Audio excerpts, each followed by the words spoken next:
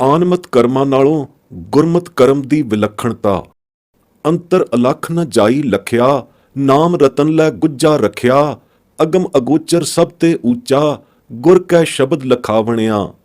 ਹਉ ਵਾਰੀ ਜਿਉ ਵਾਰੀ, ਕਲ ਮੈਂ ਨਾਮ ਸੁਣਾਵਣਿਆ। ਸੰਤ ਪਿਆਰੇ ਸੱਚੈ ਧਾਰੇ, ਵਡਭਾਗੀ ਦਰਸ਼ਨ ਪਾਵਣਿਆ। ਰਹਾਉ।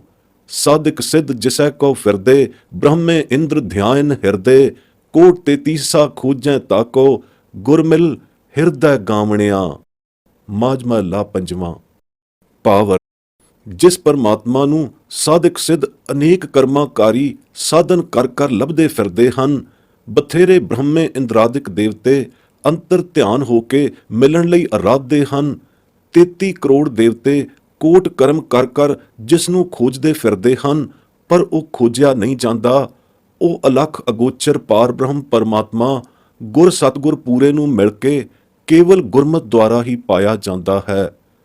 ਪਾਇਆ ਵੀ ਐਸਾ ਜਾਂਦਾ ਹੈ ਕਿ ਗੁਰਮੁਖ ਜਨ ਉਸ ਦਾ ਦਰਸ਼ਨ ਪਾ ਕੇ ਘਟ ਅੰਤਰ ਹੀ ਉਸ ਨੂੰ ਲੱਖ ਲੱਖ ਵਿਗਸ ਵਿਗਸ ਉਸ ਸਨਮੁਖ ਲਖੇ ਵਾਹਿਗੁਰੂ ਦਾ ਜਸ ਮਹਿਵ ਹੋ ਕੇ ਗਾਉਂਦੇ ਹਨ। ਨਹੀਂ ਤਾਂ ਉਹ ਅਲਖ ਨਿਰੰਕਾਰ ਵਾਹਿਗੁਰੂ ਕਿਸੇ ਵੀ ਆਨਮਤ ਕਰਮ ਕਾਂਡੀ ਪੁਰਸ਼ ਤੋਂ ਨਹੀਂ ਪਾਇਆ ਜਾ ਸਕਦਾ। ਉਹ ਅਲਖ ਅਦ੍ਰਿਸ਼ਟ ਵਾਹਿਗੁਰੂ ਸਭਨਾ ਘਟਾਂ ਅੰਦਰ ਵਸ ਰਿਹਾ ਹੈ। ਘਟਾਂ ਅੰਦਰ ਵਸਦਾ ਹੋਇਆ ਫਿਰ ਕਿਸੇ ਤੋਂ ਲਖਿਆ ਨਹੀਂ ਜਾਂਦਾ। ਉਹ ਅਗਮ ਅਗੋਚਰ ਸਭ ਤੋਂ ਉੱਚਾ ਪਾਰ ਬ੍ਰਹਮ ਪਰਮੇਸ਼ਰ ਵਾਹਿਗੁਰੂ ਗੁਰ ਕੇ ਸ਼ਬਦ ਗੁਰ ਮੰਤਰ ਦੁਆਰਾ ਘਟ ਅੰਤਰ ਹੀ ਲਖਿਆ ਜਾਂਦਾ ਹੈ। ਗੁਰ ਸ਼ਬਦ ਗੁਰ ਮੰਤਰ ਦੀ ਖੇਡ ਗੁਰੂ ਘਰ ਅੰਦਰ ਬੜੀ ਹੀ ਗੁੱਝੀ ਹੈ। ਗੋਜ ਰਤਨ ਵਾਹਿਗੁਰੂ ਦਾ ਨਾਮ ਗੁਰਮੁਖ ਜਨ ਗੁੱਝਾ ਹੀ ਆਪਣੇ ਘਟ ਅੰਦਰ ਰੱਖਦੇ ਹਨ ਅਤੇ ਅੰਦਰੋਂ ਅੰਦਰ ਗੁਪਤੋ ਗੁਪਤ ਉਸ ਦਾ ਰਸ ਰੰਗ ਮਾਣਦੇ ਹਨ। ਗੁਰੂ ਘਰ ਦੀ ਗੁੱਝੀ ਖੇਡ ਦੁਆਰਾ ਪਹਿਲਾਂ ਤਾਂ ਗੁੱਝੇ ਗੁਰਮੁਖ ਲਾਲਾਂ ਪੰਚ ਪਰਵਾਨ ਪਿਆਰਿਆਂ ਨੂੰ ਪੰਥ ਵਿੱਚੋਂ ਟੋਲ ਵਿਰੋਲ ਕੇ ਲੱਭਿਆ ਜਾਂਦਾ ਹੈ। ਫਿਰ ਉਹ ਪੰਜੇ ਗੁਰੂ ਕੇ ਗੁੱਝੇ ਲਾਲ ਪਿਆਰੇ ਗੁਰੂ ਕੀ ਜਣਾਈ ਗੁੱਝੀ ਗੁਰਮਤ ਜੁਗਤੀ ਅਨੁਸਾਰ ਜੋ ਧੁਰ ਸ੍ਰੀ ਦਸ਼ਮੇਸ਼ ਦੇ ਸਮੇਂ ਤੋਂ ਸੀਨਾ ਬਸੀਨਾ ਚਲੀ ਆਉਂਦੀ ਹੈ, ਪੰਥ ਅੰਦਰ ਗੁੱਝੀ ਹੀ ਚਲੀ ਆਉਂਦੀ ਹੈ। ਗੁਰ ਦੀਖਿਆ ਰੂਪੀ ਅੰਮ੍ਰਿਤ ਨਾਮ ਅਧਿਕਾਰੀ ਜਨਾਂ ਦੇ ਹਿਰਦਿਆਂ ਘਟਾਂ ਅੰਦਰ ਪ੍ਰਵੇਸ਼ ਕਰਦੇ ਹਨ। ਇਹ ਗੁਰ ਪ੍ਰਵੇਸ਼ਿਆ ਘਟੰਤਰੀ ਅੰਮ੍ਰਿਤ ਨਾਮ ਜੋਤ ਜਗੰਨਾ ਹੀਰਾ ਰਤਨ ਹੋ ਕੇ ਗੋਜ ਗੁਪਤੀ ਖੇਡ ਵਿੱਚ ਹਿਰਦੇ ਅੰਦਰ ਪ੍ਰਕਾਸ਼ਿਤ ਹੋ ਜਾਂਦਾ ਹੈ। ਕਈਆਂ ਵਡਭਾਗੀਆਂ ਪੂਰਬ ਲਿਖਤ ਅੰਕੂਰੀ ਉੱਚ ਕਰਮਗੀਆਂ ਦੇ ਹਿਰਦੇ ਅੰਦਰ ਅੰਮ੍ਰਿਤ ਛਕਣ ਸਮੇਂ ਹੀ ਗੁਰ ਦੀਖਿਆ ਮਿਲਣਸਾਰ ਜਗਮਗਾ ਪੈਂਦਾ ਹੈ। ਇਹ ਜਗਮਗੀ ਝਾਲ ਉਹਨਾਂ ਤੋਂ ਝੱਲੀ ਨਹੀਂ ਜਾਂਦੀ। ਉਹ ਲੋਟ-ਪੋਟ ਹੋ ਜਾਂਦੇ ਹਨ। ਗੁਰੂ ਸਰੂਪ ਪੰਜ ਪਿਆਰੇ ਹੀ ਇਹ ਝਾਲ ਚਲਾਉਂਦੇ ਅਜਰ ਜਰਾਉਂਦੇ ਹਨ। ਕਈਆਂ ਨੂੰ ਤੱਥ ਫੜਤੀ ਜੋਤ ਜਗੰਤਰੀ ਪ੍ਰਗਾਸਤਾ ਨਹੀਂ ਹੁੰਦੀ, ਪਰ ਨਾਮ ਅਭਿਆਸ ਦਾ ਤੋਰਾ ਤੁਰ ਪੈਂਦਾ ਹੈ। ਰਸ ਰੁਮਕੀ ਸਾਂਗ ਵੀ ਉਹਨਾਂ ਦੇ ਹਿਰਦੇ ਅੰਦਰ ਫਿਰ ਜਾਂਦੀ ਹੈ। ਇਹ ਰਸ ਰੁਮਕੀ ਸਾਂਗ ਨਾਮ ਦ੍ਰਿੜਤਾ ਦੀ ਨਿਸ਼ਾਨੀ ਹੁੰਦੀ ਹੈ।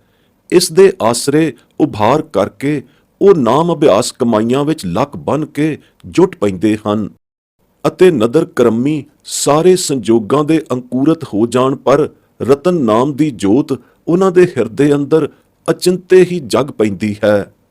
ਇਹ ਸੱਚੜੇ ਸੁਹਾਗ ਭਾਗ ਦੇ ਪ੍ਰਾਪਤ ਹੋਣ ਦਾ ਪ੍ਰਥਮ ਝਲਕਾ ਪਹਿਲ ਪਲੇਠੀ ਦਾ ਜਲਵਾ ਹੁੰਦਾ ਹੈ।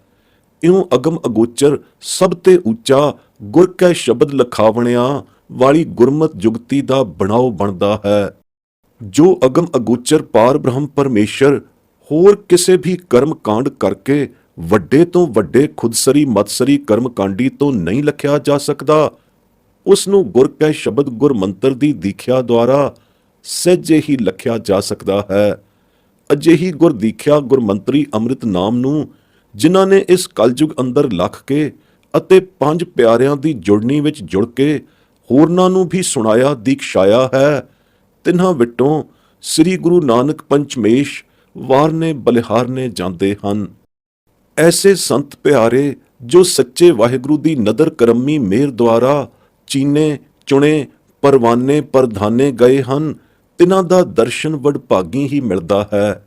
ਅਜਿਹੇ ਪੰਜ ਪਿਆਰਿਆਂ ਗੁਰੂ ਸਵਾਰਿਆਂ ਦੇ ਦਰਸ਼ਨ ਪਾਉਣ ਹਾਰੇ ਵਡਭਾਗੀਆਂ ਵਿਟੋਂ ਵੀ ਗੁਰੂ ਸਾਹਿਬ ਕੁਰਬਾਨ ਹੁੰਦੇ ਹਨ। ਰਤਨ ਪਦਾਰਥ ਘਰ ਤੇ ਪਾਇਆ, ਪੂਰਾ ਸਤਿਗੁਰ ਸ਼ਬਦ ਸੁਣਾਇਆ, ਗੁਰ ਪ੍ਰਸਾਦ ਮਿਟਿਆ ਅੰਧਿਆਰਾ, ਘਟ ਚਾਨਣ ਆਪ ਪਛਾਨਣਿਆ, ਆਪ ਉਪਾਏ ਤੈ ਆਪੇ ਵੇਖੈ, ਸਤਿਗੁਰ ਸੇਵੈ ਸੋ ਜਨ ਲੇਖੈ, ਨਾਨਕ ਨਾਮ ਵਸੈ ਖਟ ਅੰਤਰ, ਗੁਰ ਕਿਰਪਾ ਤੇ ਪਾਵਣਿਆ। ਮਾਝ ਮਹਲਾ ਤੀਜਾ।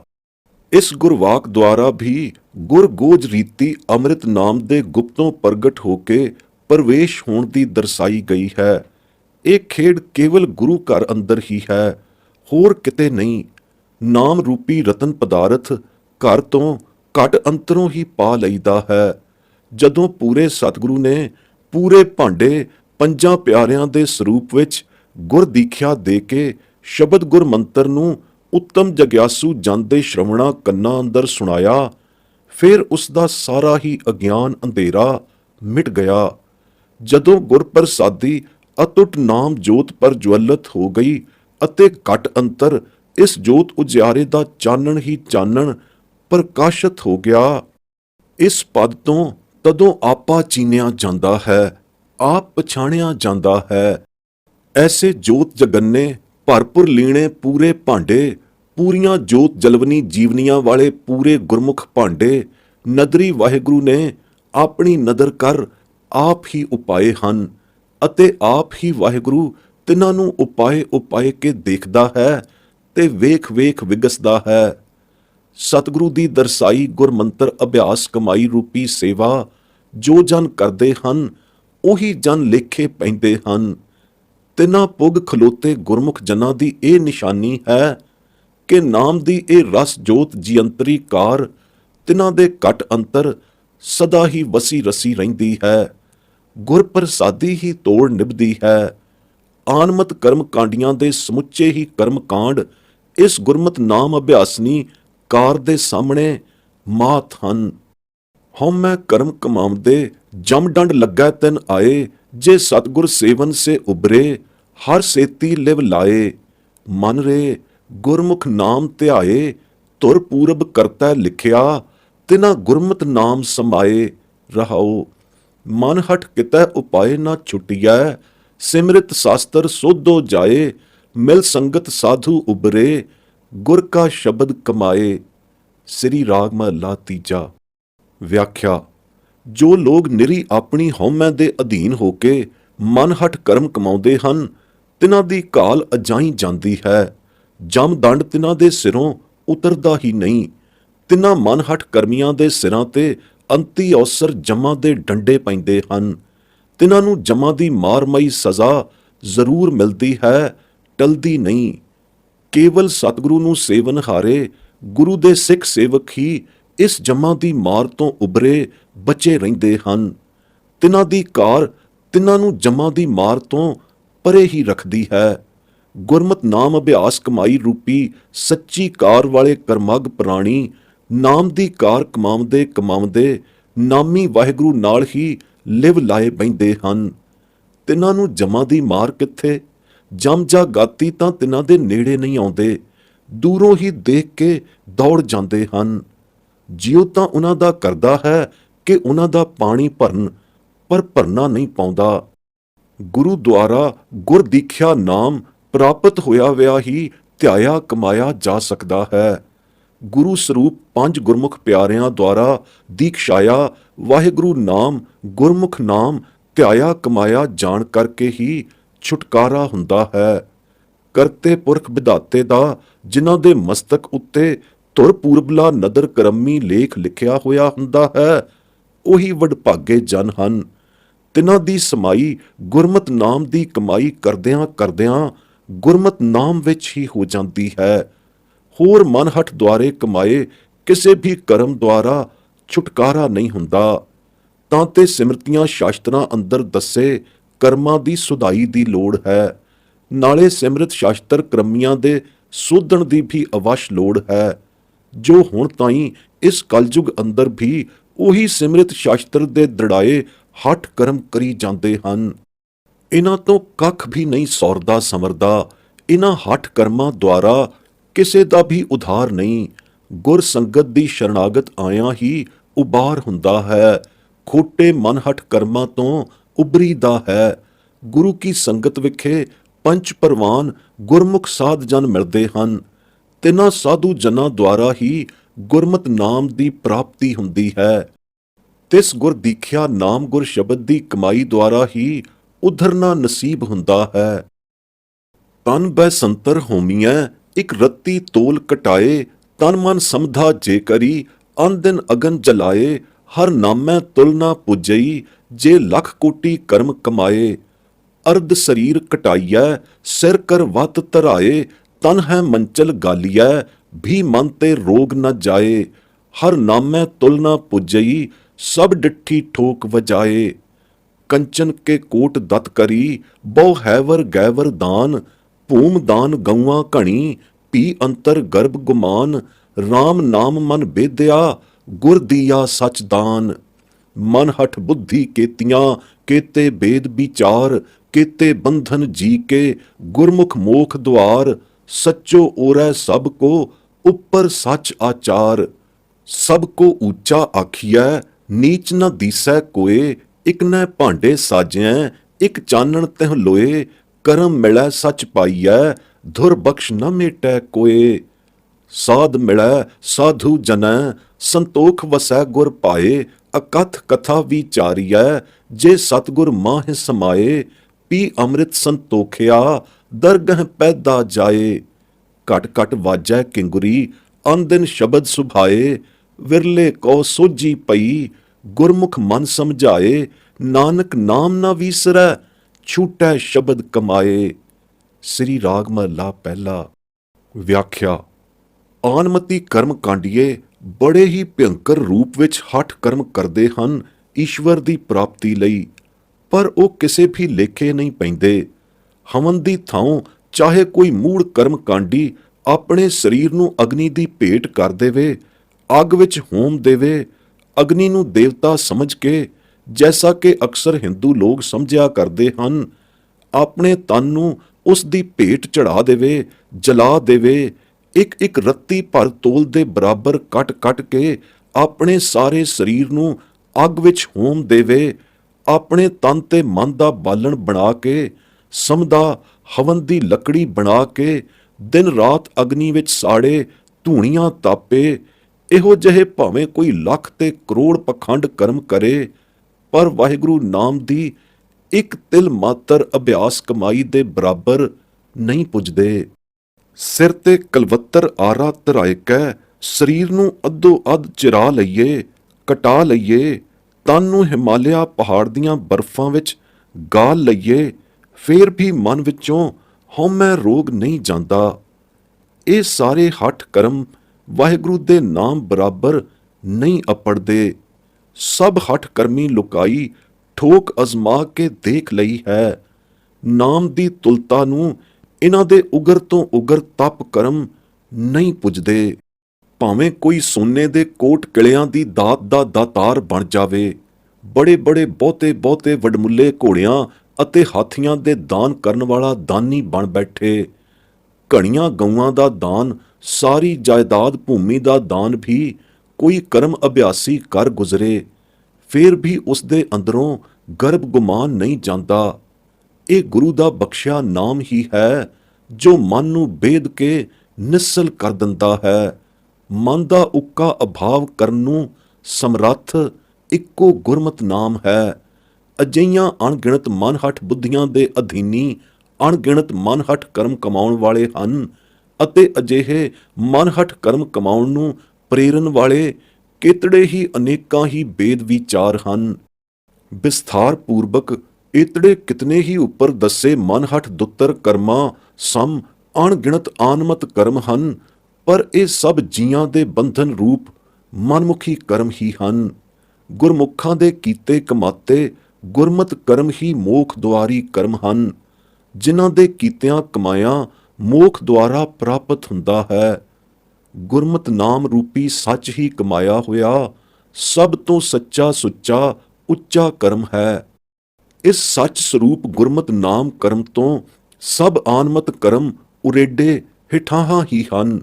ਸੱਚ ਰੂਪੀ ਅਰਥਾਤ ਸੱਚਾ ਗੁਰਮਤਿ ਨਾਮ ਰੂਪੀ ਕਰਮ ਆਚਾਰ ਹੀ ਸਭ ਤੋਂ ਉੱਚਾ, ਸਭ ਤੋਂ ਉੱਪਰਲੇ ਸਿਖਰਲੇ ਦਰਜੇ ਦਾ ਕਰਮ ਆਚਾਰ ਹੈ।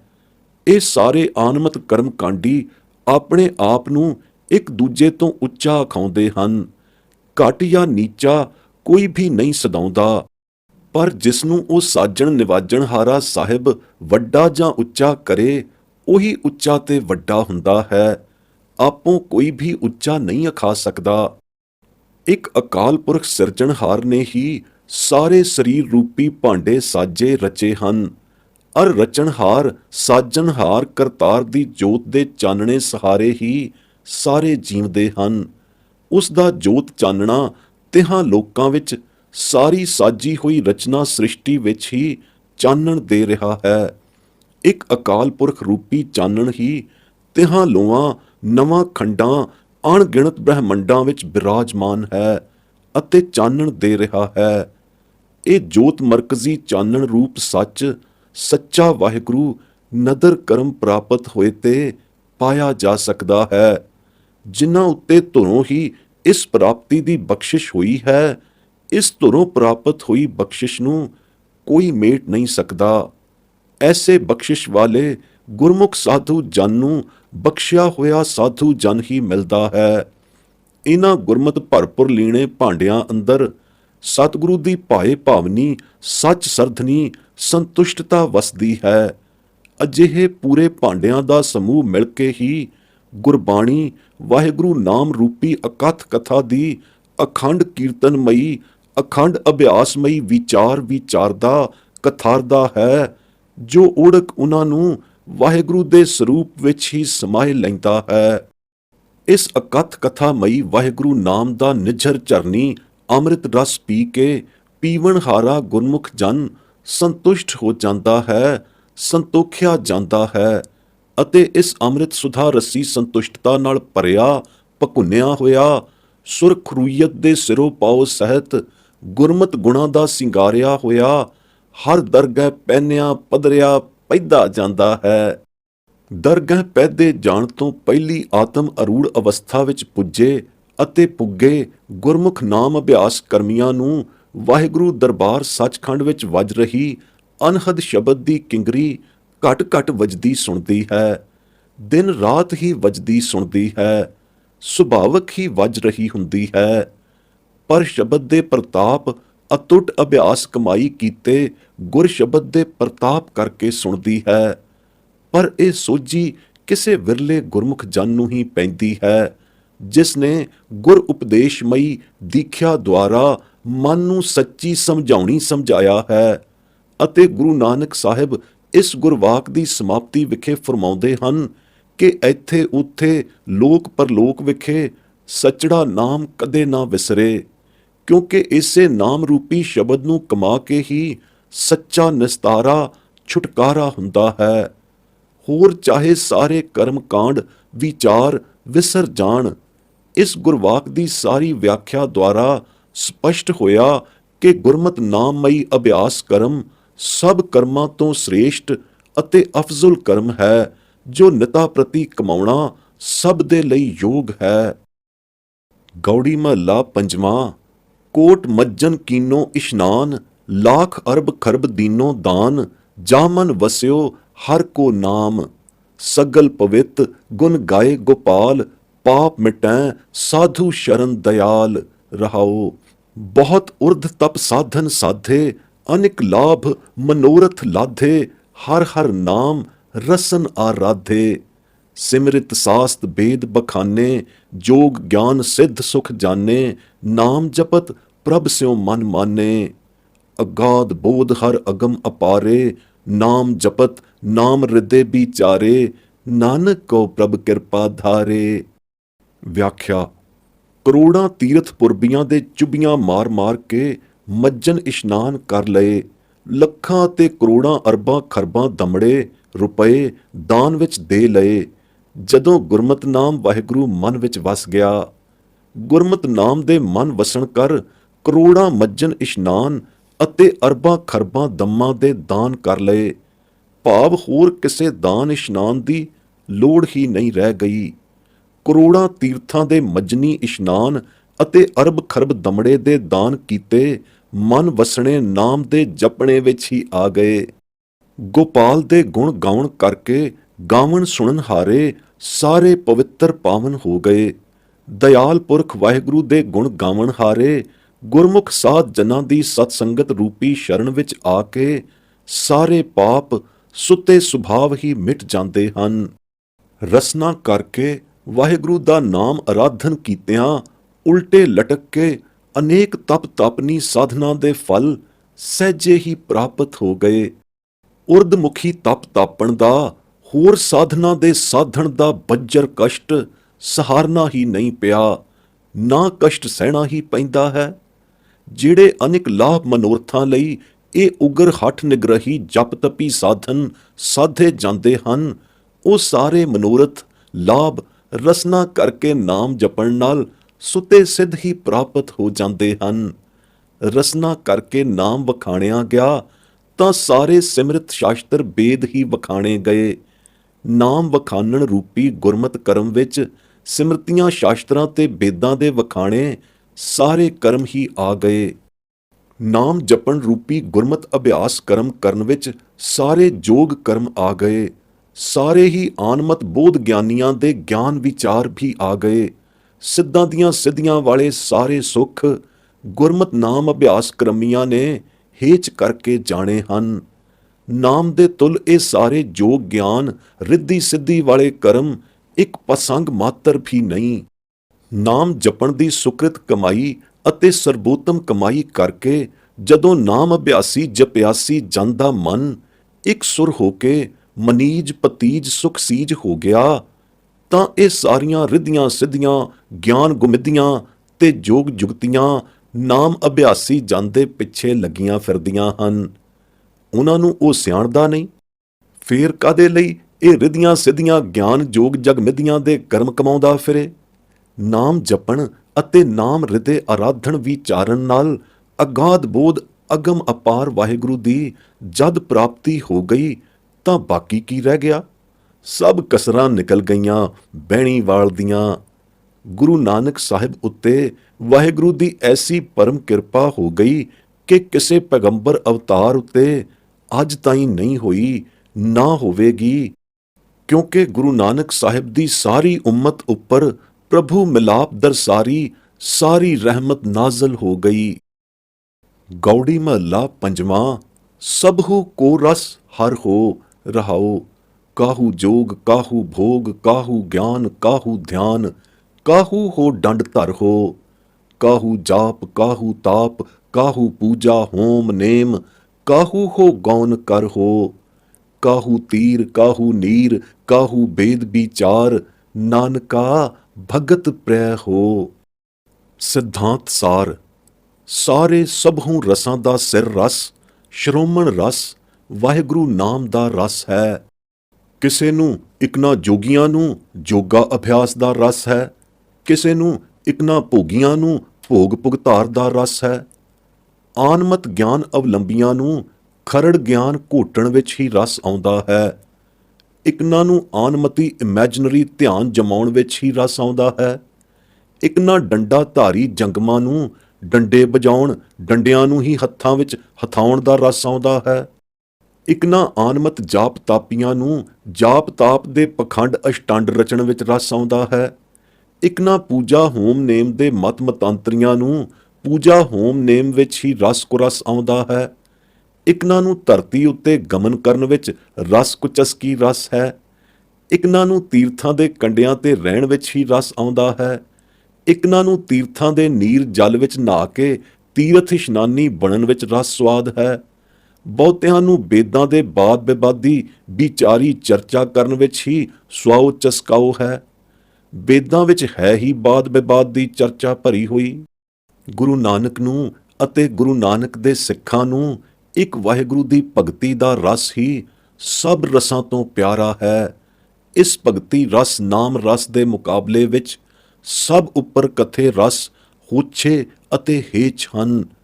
ਸਰਬੋਤਮ ਰਸ ਨਾਮ ਭਗਤ ਕਮਾਈ ਦਾ ਹੈ ਅਤੇ ਸਰਬੋਤਮ ਕਰਮ ਗੁਰਮਤ ਨਾਮ ਅਭਿਆਸ ਕਰਮ ਹੈ, ਜਿਸ ਦੇ ਮੁਕਾਬਲੇ ਵਿੱਚ ਸਭ ਆਨਮਤ ਕਰਮ ਧਰਮ ਨਿਚਲੇ ਦਰਜੇ ਦੇ ਫੋਕਟ ਕਰਮ ਹਨ। ਰਾਗ ਗੌੜੀ ਮਾਲਵਾ ਮਹੱਲਾ ਪੰਜਵਾਂ। ਇੱਕ ਓੰਕਾਰ ਸਤ ਗੁਰ ਪ੍ਰਸਾਦ। हर नाम लिहो मीता लिहो, आगे बिखम पंथ भयान। रहाओ सेवत सेवत सदा सेव, तेरा संग बस्त है काल। कर सेवा तू साध की, हो काटी है जम जाल। होम जग तीरथ किए, बिच होमै बधे बिकार। नरक सुरग दोए पुंचना, होए बहर बहर अवतार। शिवपुरी ब्रह्म इंद्रपुरी, निहचल को थाव नाहें। बिन हर सेवा सुख नहीं, हो साकत आमै जाहें। जैसो गुर उपदेशया, मैं तैसो कहा पुकार। नानक कहे सुन रे मना, कर कीर्तन होए उधार। ਗੁਰੂ ਸਾਹਿਬ ਉਪਕਾਰ ਉਦਾਰਤਾ ਮਈ, ਸਰਬੱਤਰ ਦੇ ਪਿਆਰ ਦੀ ਉਦਾਰ ਲੋਰੀ ਵਿੱਚ ਇਸ ਗੁਰਵਾਕ ਨੂੰ ਉਚਾਰਦੇ ਹੋਏ ਅਸਾਂ ਅਲਪਗ ਕਲਯੁਗੀ ਜੀਵਾਂ ਨੂੰ ਮੀਤਾ ਪਦ ਨਾਲ ਸੰਬੋਧਨ ਕਰਦੇ ਹਨ ਅਤੇ ਉਪਦੇਸ਼ਦੇ ਹਨ ਕਿ ਹੇ ਮਿੱਤਰ, ਕੀ ਸੋਚ ਵਿਚਾਰਦੇ ਹੋ? ਬਸ ਵਾਹਿਗੁਰੂ ਦਾ ਨਾਮ ਹੀ ਲਵੋ ਅਤੇ ਲਗਾਤਾਰ ਲਈ ਹੀ ਜਾਵੋ। ਇੱਕ ਤਿਲ ਵੀ ਬਿਲਮ ਨਾ ਕਰੋ ਨਾਮ ਲੈਣ ਵਿੱਚ। ਇਹ ਅਵਸਰ ਫੇਰ ਨਹੀਂ ਮਿਲਣਾ। ਇਸ ਮਨੁੱਖਾ ਜਨਮ ਦਾ ਅਵਸਰ ਅੰਤ ਹੋਏ ਪਿੱਛੋਂ ਬੜਾ ਕਰੜਾ ਅਤੇ ਭਿਆਨਕ ਪੈਂਡਾ ਲੰਘਣਾ ਪਵੇਗਾ। ਹੰਬਲਾ ਮਾਰ ਕੇ ਨਾਮ ਸਿਮਰਨਮਈ ਸੇਵਾ ਵਿੱਚ ਜੁਟ ਜਾ। ਸਿਮਰਨ ਕਰੀ ਜਾ, ਕਿਉਂਕਿ ਤੇਰੇ ਸੰਗ ਬਸਦਾ ਹੈ ਤੇ ਸਦਾ ਤੇਰੇ ਸਿਰ ਉੱਪਰ ਖੜਾ ਹੈ ਕਾਲ। ਪਤਾ ਨਹੀਂ ਕਦੋਂ ਤੈਨੂੰ ਗ੍ਰਸ ਲਵੇ ਅਤੇ ਸਿਮਰਨ ਦਾ ਅਵਸਰ ਬਿਹਾ ਜਾਵੇ, ਫੇਰ ਤੂੰ ਤੱਕਦਾ ਪਛਤਾਉਂਦਾ ਹੀ ਰਹਿ ਜਾਵੇਂ। ਨਾਮ ਸਿਮਰਨ ਵਾਲੇ ਗੁਰਮੁਖ ਸਾਧਾਂ ਸੰਤਾਂ ਦੀ ਭਗਤਾਂ ਦੀ ਸੇਵਾ ਵਿੱਚ ਤਤਪਰ ਹੋ ਜਾ। ਐਸੇ ਗੁਰਮੁਖ ਗੁਰੂ ਘਰ ਦੇ ਸਾਧ ਜਨਾਂ ਦੀ ਸੇਵਾ ਕਰਨ ਕਰਕੇ ਤੇਰੇ ਸਭ ਜਮ ਜਾਲ ਕੱਟੇ ਜਾਣਗੇ। ਜਮ ਜਾਲ ਕੱਟਣ ਲਈ ਸਭ ਕਰਮਾਂ ਤੋਂ ਅਫਜ਼ਲ ਕਰਮ ਗੁਰਮਤਿ ਨਾਮ ਦਾ ਸਿਮਰਨ ਹੈ। ਨਾਮ ਸਿਮਰਨ ਹਾਰੇ ਗੁਰੂ ਘਰ ਦੇ ਸਿੱਖ ਸਾਧਾਂ ਦੀ ਸੇਵਾ ਕਰਨੀ ਵੀ ਸਦਾ ਸੁਖਦਾਈ ਹੈ, ਜਮ ਕਾਲ ਦੇ ਜਾਲ ਕੱਟਣ ਲਈ ਸਹਾਈ ਹੈ। ਹੋਮ ਜਗ ਤੀਰਥ ਆਦਿ ਸਭ ਆਨਮਤੀ ਕਰਮ ਕੀਤੇ ਬਿਰਥੇ ਹਨ। ਇਹਨਾਂ ਕਰਮਾਂ ਦੇ ਕਰਿਆਂ ਹਉਮੈ ਹੀ ਵੱਧਦੀ ਹੈ।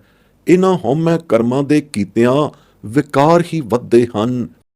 ਇਹਨਾਂ ਆਨਮਤ ਕਰਮਾਂ ਦੇ ਕੀਤਿਆਂ ਕਦੇ ਨਰਕ ਕਦੇ ਸੁਰਗ ਪੁੰਚਣਾ ਪੈਂਦਾ ਹੈ। ਨਰਕ ਸੁਰਗ ਨੂੰ ਪੁੰਚ ਭੁਗਤ ਕੇ ਫੇਰ 1,84 ਜੂਨੀਆਂ ਦੇ ਗੇੜ ਵਿੱਚ ਆਨਮਤ ਕਰਮ ਧਰਮੀ ਪੈ ਜਾਂਦੇ ਹਨ। ਮੁੜ ਮੁੜ ਕੇ ਆਵਾਗਮਨ ਵਿੱਚ ਪੈਂਦੇ ਹਨ, ਜੰਮਦੇ ਹਨ, ਜਮ ਫੇਰ ਮਰਦੇ ਹਨ, ਮਰ ਕੇ ਫੇਰ 1,84 ਜੂਨੀਆਂ ਵਿੱਚ ਘੁੰਮਦੇ ਹਨ। ਐਸੇ ਕਰਮਾਂ ਦੇ ਕਰਨ ਦਾ ਕੀ ਆਸਰਾ, ਕੀ ਫਾਇਦਾ? ਬੇਫਾਇਦਾ ਹੀ ਤੰਦ ਪਿੱਟਦੇ ਹਨ ਜੋ ਹਠ ਧਰਮੀ ਕਰਮ ਕਰਦੇ ਹਨ। ਅਜਿਹੇ ਆਨਮਤੀ ਕਰਮਾਚਾਰੀ ਅਨੇਕ ਪ੍ਰਕਾਰ ਦੀ ਇੱਛਾਚਾਰੀ ਬਾਂਛਾ ਬਾਂਛਦੇ ਕਰਮ ਕਰਦੇ ਹਨ। ਕੋਈ ਤਾਂ ਬ੍ਰਹਮਪੁਰੀ ਵਿੱਚ ਜਾ ਬਸਣ ਦੀ ਕਾਮਨਾ ਕਰਦਾ ਹੈ, ਕੋਈ ਸ਼ਿਵਪੁਰੀ ਵਿੱਚ ਰਹਿਣ ਦੀ ਧਾਰਨਾ ਧਰਦਾ ਹੈ, ਕੋਈ ਇੰਦਰਪੁਰੀ ਦੇ ਇਸ਼ਕ ਅਖਾੜਿਆਂ ਪੁਆੜਿਆਂ ਵਿੱਚ ਜਾਣਾ ਬਾਂਛਦਾ ਹੈ। ਪਰ ਗੁਰੂ ਸਾਹਿਬ ਫਰਮਾਉਂਦੇ ਹਨ, ਇਹ ਬ੍ਰਹਮਪੁਰੀ, ਬ੍ਰਹਮ ਦੀ ਪੁਰੀ, ਸ਼ਿਵਪੁਰੀ ਤੇ ਇੰਦਰਪੁਰੀ ਸਦਾ ਨਿਹਚਲ ਰਹਿਣ ਵਾਲੀਆਂ ਅਸਥਾਨਪੁਰੀਆਂ ਨਹੀਂ। ਅਜਿਹੀਆਂ ਹੋਛੀਆਂ ਇੱਛਾਵਾਂ ਰੱਖਣ ਵਾਲਿਓ ਸਾਕਤ ਪੁਰਸ਼ੋ, ਮੂੜ ਮੁਗਦੋ, ਵਾਹਿਗੁਰੂ ਸਿਮਰਨ ਰੂਪੀ ਸੇਵਾ ਬਿਨਾ ਹੋਰ ਥੇ ਕਿਤੇ ਵੀ ਸੁਖ ਨਹੀਂ। ਸੱਚੇ ਸੁਖ ਦੀ ਪ੍ਰਾਪਤੀ ਹੈ ਤਾਂ ਸਿਮਰਨ ਰੂਪੀ ਗੁਰਮਤਿ ਕਰਮ ਨੂੰ ਤਤਪਰ ਹੋ ਕੇ ਕਰਨ ਵਿੱਚ ਹੈ, ਨਹੀਂ ਤਾਂ ਆਨ ਦੇਵ ਸੇਵ ਕਰਕੇ ਜਨਮ ਮਰਨ ਆਉਣ ਜਾਣ ਦੇ ਗੇੜ ਵਿੱਚ ਹੀ ਪੈਣਾ ਪਵੇਗਾ। ਸ੍ਰੀ ਗੁਰੂ ਪੰਚਮੇਸ਼ ਜੀ ਫਰਮਾਉਂਦੇ ਹਨ, ਇਹ ਉਪਦੇਸ਼ ਸਾਨੂੰ ਗੁਰਾਂ ਸਿਰ ਗੁਰੂ ਸੱਚੇ ਗੁਰੂ ਸ੍ਰੀ ਗੁਰੂ ਨਾਨਕ ਸਾਹਿਬ ਜੀ ਨੇ ਦਿੱਤਾ ਹੈ। ਸੋ ਜਿਉਂ ਕਾ ਤਿਉਂ ਇਹ ਸਾਰ ਉਪਦੇਸ਼ ਅਸੀਂ ਪੁਕਾਰ ਕੇ ਤੁਹਾਨੂੰ ਸੁਣਾਉਂਦੇ ਹਾਂ। ਹੇ ਕਲਯੁਗੀ ਜੀਵੋ, ਜੇ ਆਪਣਾ ਸੱਚਾ ਉਧਾਰ ਕਲਿਆਣਮਈ ਉਧਾਰ ਚਾਹੁੰਦੇ ਹੋ, ਕੇਵਲ ਸਿਫਤ ਸਲਾਹਮਈ ਕੀਰਤਨ ਕਰੋ। ਗੁਰਬਾਣੀ ਦਾ ਕੀਰਤਨ ਕਰ ਕਰ ਵਾਹਿਗੁਰੂ ਦੇ ਗੁਣਬਾਦ ਗਾਈ ਚੱਲੋ, ਸਦਾ ਗਾਉਂਦੇ ਰਹੋ। ਸਿਫਤ ਸਲਾਹ ਕਰ ਕਰ ਵਾਹਿਗੁਰੂ ਦਾ ਨਾਮ ਅਲਾਉਂਦੇ ਰਹੋ। ਇਹ ਕਰਮਨ ਸਿਰ ਕਰਮ ਹੈ, ਹੋਰ ਸਭ ਝੂਠ ਪਾਖੰਡ ਕਰਮ ਦੇ ਰਾਹ ਨਾ ਪਵੋ। ਗੁਰਮਤਿ ਸਿਮਰਨ ਕਰਮ ਦੀ ਵਡਾਈ ਇਸ ਗੁਰਵਾਕ ਅੰਦਰ ਵਿਲੱਖਣਤਾ ਪੂਰਵਕ ਜਣਾਈ ਗਈ ਹੈ। ਸ਼ਲੋਕ। ਬਹੁ ਸ਼ਾਸਤਰ ਬਹੁ ਸਿਮਰਤੀ, ਪੇਖੇ ਸਰਬ ਢੰਡੋਲ। ਪੂਜਸ ਨਾਹੀ ਹਰ ਹਰੇ, ਨਾਨਕ ਨਾਮ ਅਮੋਲ। ਅਸ਼ਟਪਦੀ ਜਾਪ ਤਾਪ ਗਿਆਨ ਸਭ ਧਿਆਨ, ਖਟ ਸ਼ਾਸਤਰ ਸਿਮਰਿਤ ਵਖਿਆਨ, ਜੋਗ ਅਭਿਆਸ ਕਰਮ ਧਰਮ ਕਿਰਿਆ, ਸਗਲ ਤਿਆਗ ਬਨ ਮਥੇ ਫਿਰਿਆ, ਅਨੇਕ ਪ੍ਰਕਾਰ ਕੀਏ ਬਹੁ ਜਤਨਾ, ਪੁੰਨ ਦਾਨ ਹੋਮੇ ਬਹੁ ਰਤਨਾ, ਸਰੀਰ ਕਟਾਏ ਹੋਮੈ ਕਰ ਰਾਤੀ, ਵਰਤ ਨੇਮ ਕਰੈ ਬਹੁ ਭਾਂਤੀ, ਨਹੀਂ ਤੁਲ ਰਾਮ ਨਾਮ ਵਿਚਾਰ, ਨਾਨਕ ਗੁਰਮੁਖ ਨਾਮ ਜਪੀਐ ਇੱਕ ਬਾਰ। ਨੌ ਖੰਡ ਪ੍ਰਿਥਵੀ ਫਿਰੈ ਚਿਰ ਜੀਵੈ, ਮਹਾ ਉਦਾਸ ਤਪੀਸਰ ਥੀਵੈ, ਅਗਨ ਮਾਹ ਹੋਮਤ ਪ੍ਰਾਨ, ਕਨਿਕ ਅਸਵ ਹੈਵਰ ਭੂਮ ਦਾਨ, ਨਿਉਲੀ ਕਰਮ ਕਰੈ ਬਹੁ ਆਸਨ, ਜੈਨ ਮਾਰਗ ਸੰਜਮ ਅਤ ਸਾਧਨ, ਨਿਮਖ ਨਿਮਖ ਕਰ ਸਰੀਰ ਕਟਾਵੈ, ਤੋ ਵੀ ਹਉਮੈ ਮੈਲ ਨ ਜਾਵੈ, ਹਰ ਕੇ ਨਾਮ ਸੰਸਰ ਕਛ ਨਾਹੇ, ਨਾਨਕ ਗੁਰਮੁਖ ਨਾਮ ਜਪਤ ਗਤ ਪਾਹੇ। ਮਨ ਕਾਮਨਾ ਤੀਰਥ ਦੇ ਛੁਟੈ, ਗਰਭ ਗੁਮਾਨ ਨ ਮਨ ਤੇ ਹੁਟੈ, ਸੋਚ ਕਰੈ ਦਿਨਸ ਅਰ ਰਾਤ, ਮਨ ਕੀ ਮੈਲ ਨ ਤਨ ਤੇ ਜਾਤ, ਇਸ ਦੇਹੀ ਕੋ ਬਹੁ ਸਾਧਨਾ ਕਰੈ, ਮਨ ਤੇ ਕਬਹੂ ਨ ਬਿਖਿਆ ਟਰੈ, ਜਲ ਧੋਵੈ ਬਹੁ ਦੇਹ ਅਨੀਤ, ਸੁਧ ਕਹਾਂ ਹੋਏ ਕਾਚੀ ਭੀਤ, ਮਨ ਹਰ ਕੇ ਨਾਮ ਕੀ ਮਹਿਮਾ ਊਚ, ਨਾਨਕ ਨਾਮ ਉਧਰੇ ਪਤਿਤ ਬਹੁ ਮੂਚ। ਬਹੁਤ ਸਿਆਣਪ ਜਮ ਕਾ ਭਉ ਵਿਆਪੈ, ਅਨਿਕ ਜਤਨ ਕਰ ਤ੍ਰਿਸ਼ਨ ਨਾ ਧਰਾਪੈ, ਭੇਖ ਅਨੇਕ ਅਗਨ ਨਹੀਂ ਬੁਝੈ, ਕੋਟ ਉਪਾਵ ਦਰਗਹ ਨਹੀਂ ਸਿਝੈ, ਛੂਟਸ ਨਾਹੀ ਊਭ ਪਿਆਲ, ਮੋਹ ਵਿਆਪੈ ਮਾਇਆ ਜਾਲ, ਅਵਰ ਕਰਤੂਤ ਸਗਲੀ ਜਮ ਡਾਨੈ, ਗੋਵਿੰਦ ਭਜਨ ਬਿਨ ਤਿਲ ਨਹੀਂ ਮਾਨੈ, ਹਰ ਕਾ ਨਾਮ ਜਪਤ ਦੁਖ ਜਾਏ, ਨਾਨਕ ਬੋਲੇ ਸਹਿਜ ਸੁਭਾਏ।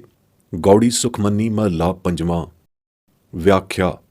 ਬਥੇਰੇ ਸ਼ਾਸਤਰ ਅਤੇ ਬਥੇਰੀਆਂ ਸਿਮਰਤੀਆਂ ਹਿੰਦੂਆਂ ਦੀਆਂ ਮੁੱਖ ਧਰਮ ਪੁਸਤਕਾਂ, ਸਾਰੇ ਹੀ ਹਿੰਦੂ ਮਤ ਦੇ ਧਰਮ ਪੁਸਤਕ ਪੜਚਾਲ ਕੇ ਪੜਚੋਲ ਕੇ ਸੋਧ ਡਿੱਠੇ ਹਨ।